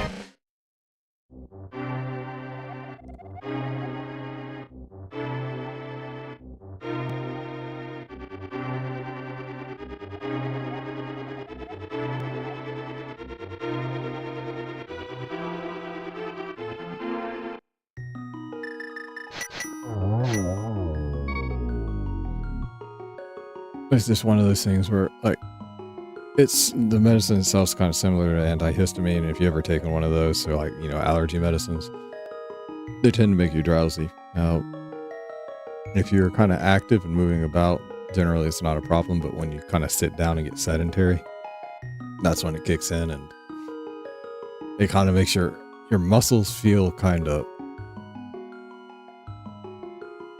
I wouldn't say weak is the right word, but you feel like you want to go to sleep. So I'm kind of fighting against that right now. I'm not really tired or anything, but my arms and legs feel like they want to go to sleep. So it's kind of similar to feeling like you're weak, but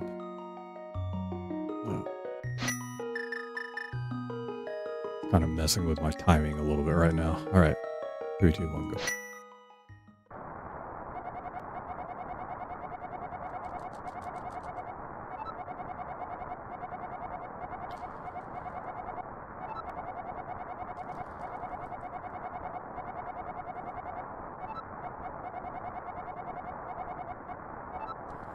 I want to try to make this attempt work one way or another.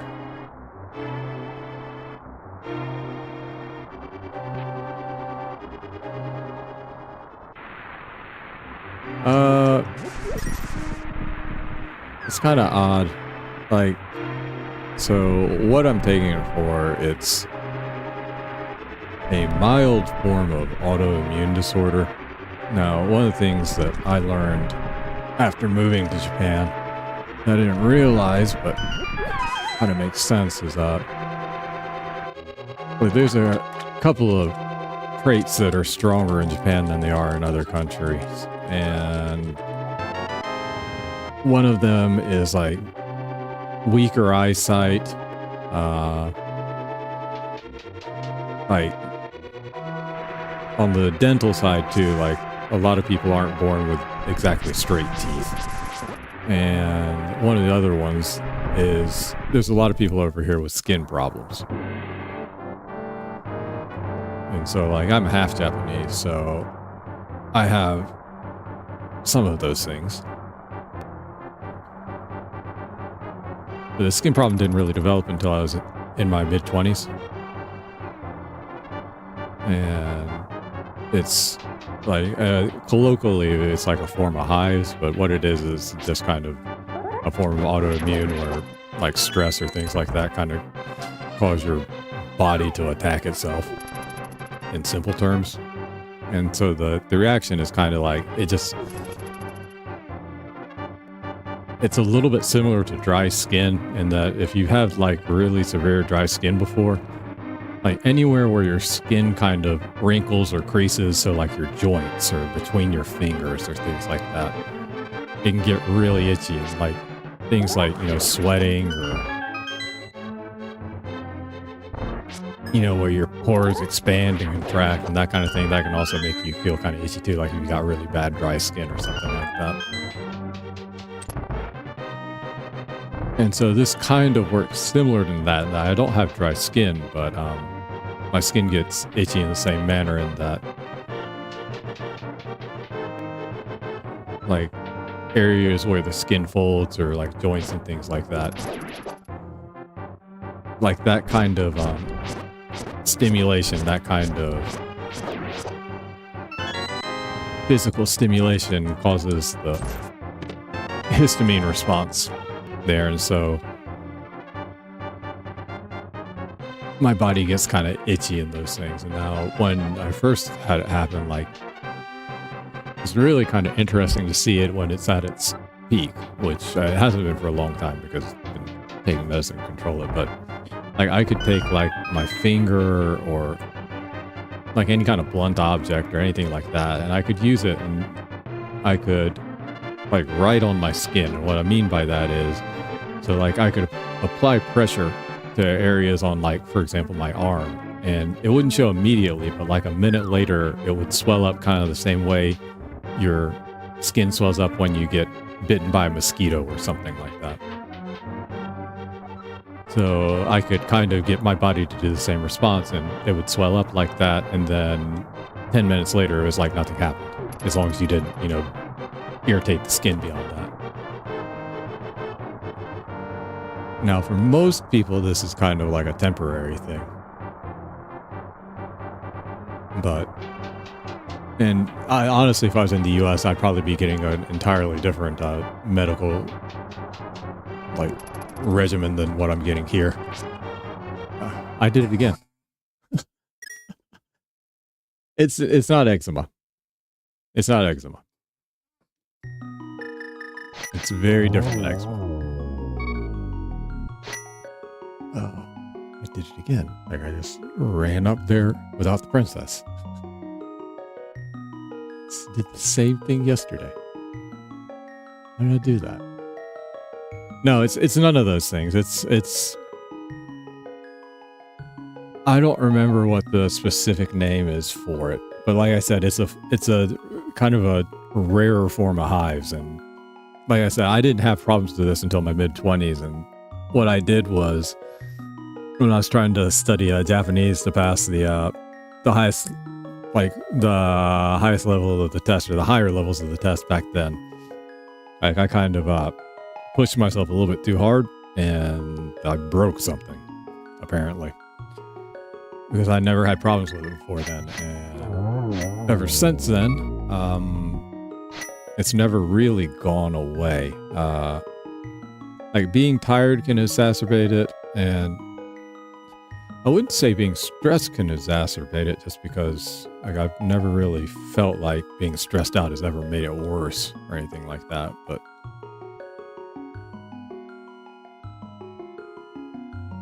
when I had first started taking medicine for it, like I had to take it every day, and then I was able to get to every other day, and now it's somewhere between once every 3 days, or once every 4 days. Which seems odd, you know? You would think like by the second or third day, in most cases, you would figure the medicine's already out of your system, but I guess not. Is it some kind of a placebo effect? It wouldn't appear so, because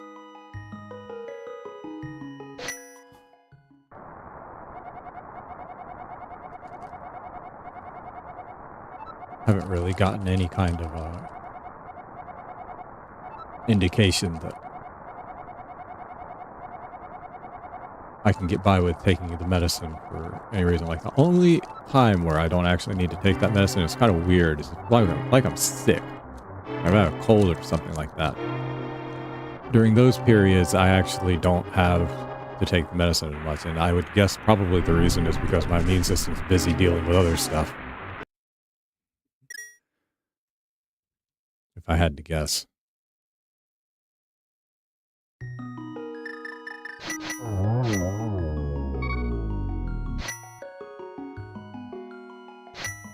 Yeah, it's funny, when I first started having it, I just figured it was like a cat allergy or something. Because where I was living, like the previous person had cats before. And like, they didn't really clean the apartment that well before they moved out.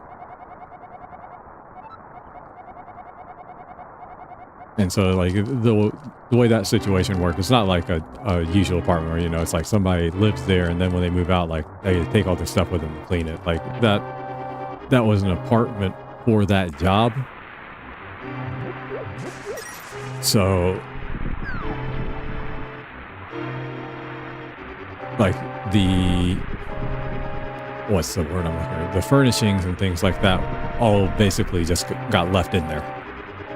And I could throw away things if I wanted to and replace them, but since the job itself, like you were only generally going to be doing it like a max of 3 years, like most people tended to just leave their stuff there and then the next person would decide whether they wanted to use it as is or replace it.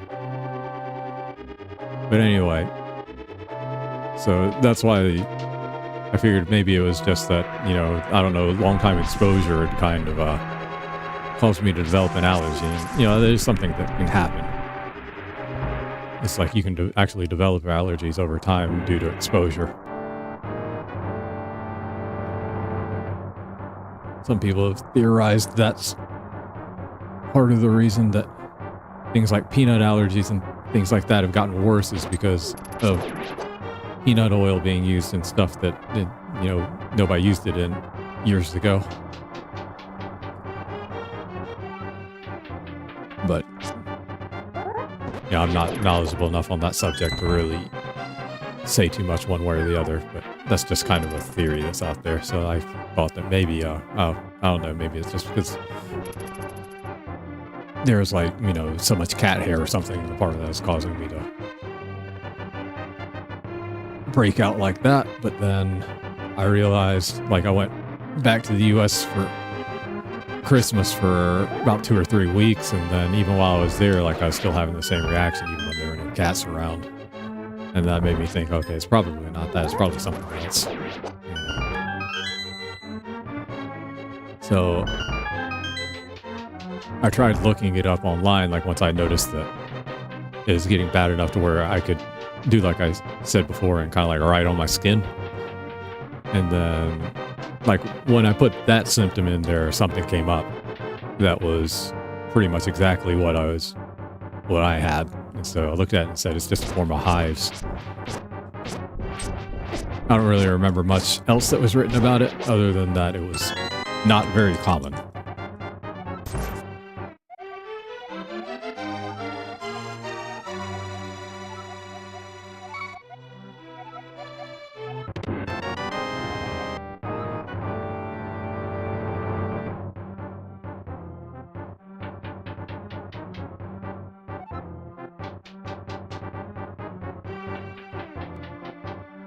Oh, and that was the other thing I was written on. It's like, yeah, it's like it can be stress induced or something like that. And I was like, oh, okay, that's probably what it is then.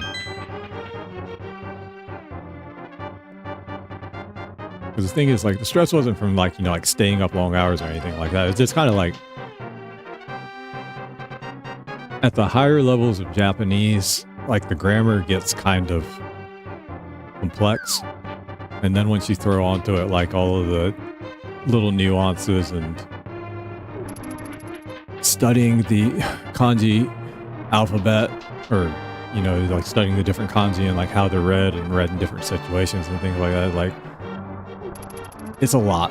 And so I was putting a lot of like brain power into trying to remember a bunch of stuff over a really short period of time.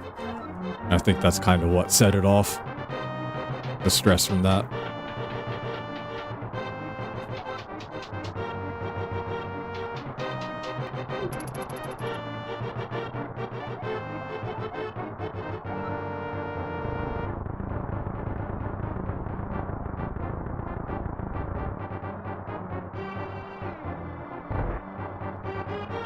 And I remember, like, part of what was making it hard is, like, a lot of the Japanese you have to study for those tests. It's not like Japanese expressions or grammatical forms that you hear a lot in just common everyday speech. It's stuff that you're more likely to see written down.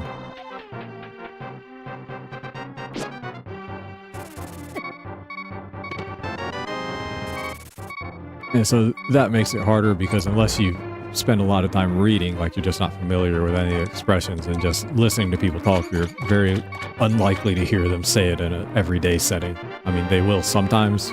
You hear it every now and then, but not enough to where it's going to quote-unquote stick. So trying to jam all that stuff into my head was a lot of work. Especially since I was doing all this by myself.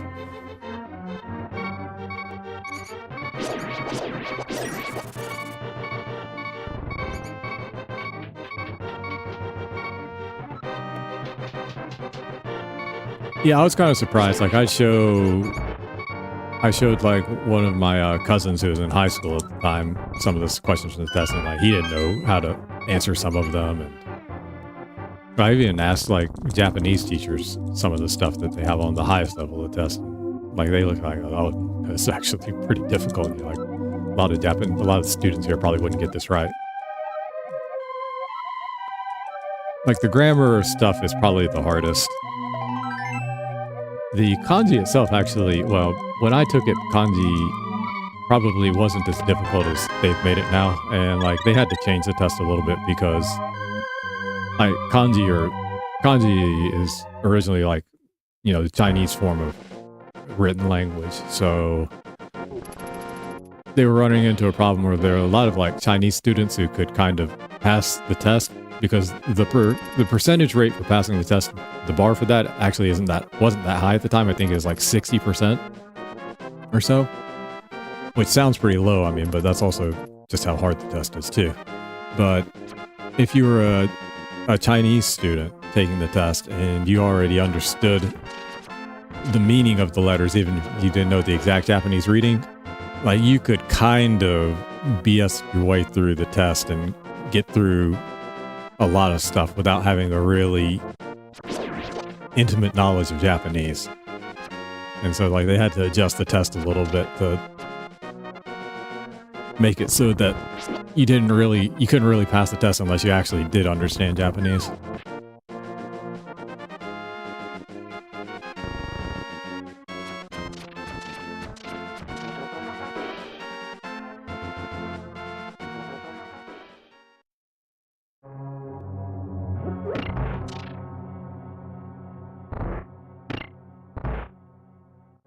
Yeah, I'm just not even worry about the splits until I finish this dungeon.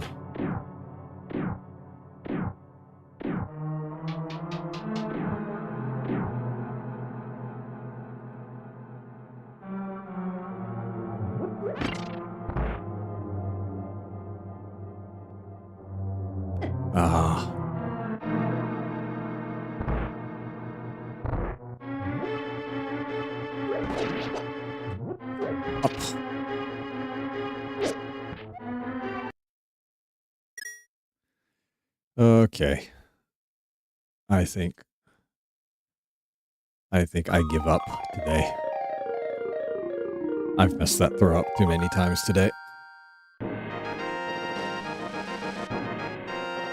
Sorry, 7:32. So like even if I started a run now and it actually went well, I wouldn't be finishing until 9:30, which is an hour past when I have scheduled to start my next stream. So I'm just gonna go ahead and claim no moss here. Yeah, I was doing okay early on. I think though the medicine kind of kicked in and it's affecting my play a little bit. I think it's making my reaction times a little bit slow.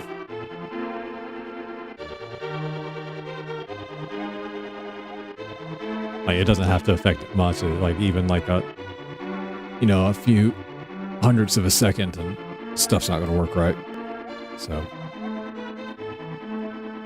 all right, but yeah, like I'll just go ahead and call it there for this stream. I'm going to be streaming Mugenics in about an hour from now.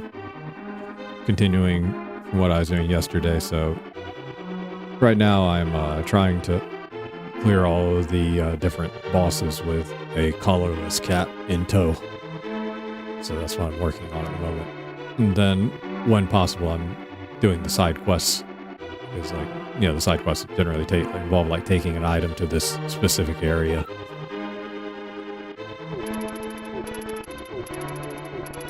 But that's what I'm doing with Mugenics, so I'm going to be playing that from about 8:30 if you're interested. But if not, thanks to everybody who's watching today. Some new people in here.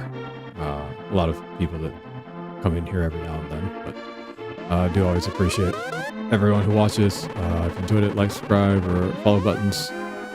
Those are always appreciated as well. But either way, I'll be back again tomorrow around the same time doing this again. So, hope to see you then. But, hour from now, Mugenics, and if not, if I don't see you there, I'll see you back at, for Link to the Past tomorrow. Have a good day or evening, everyone. Take it easy.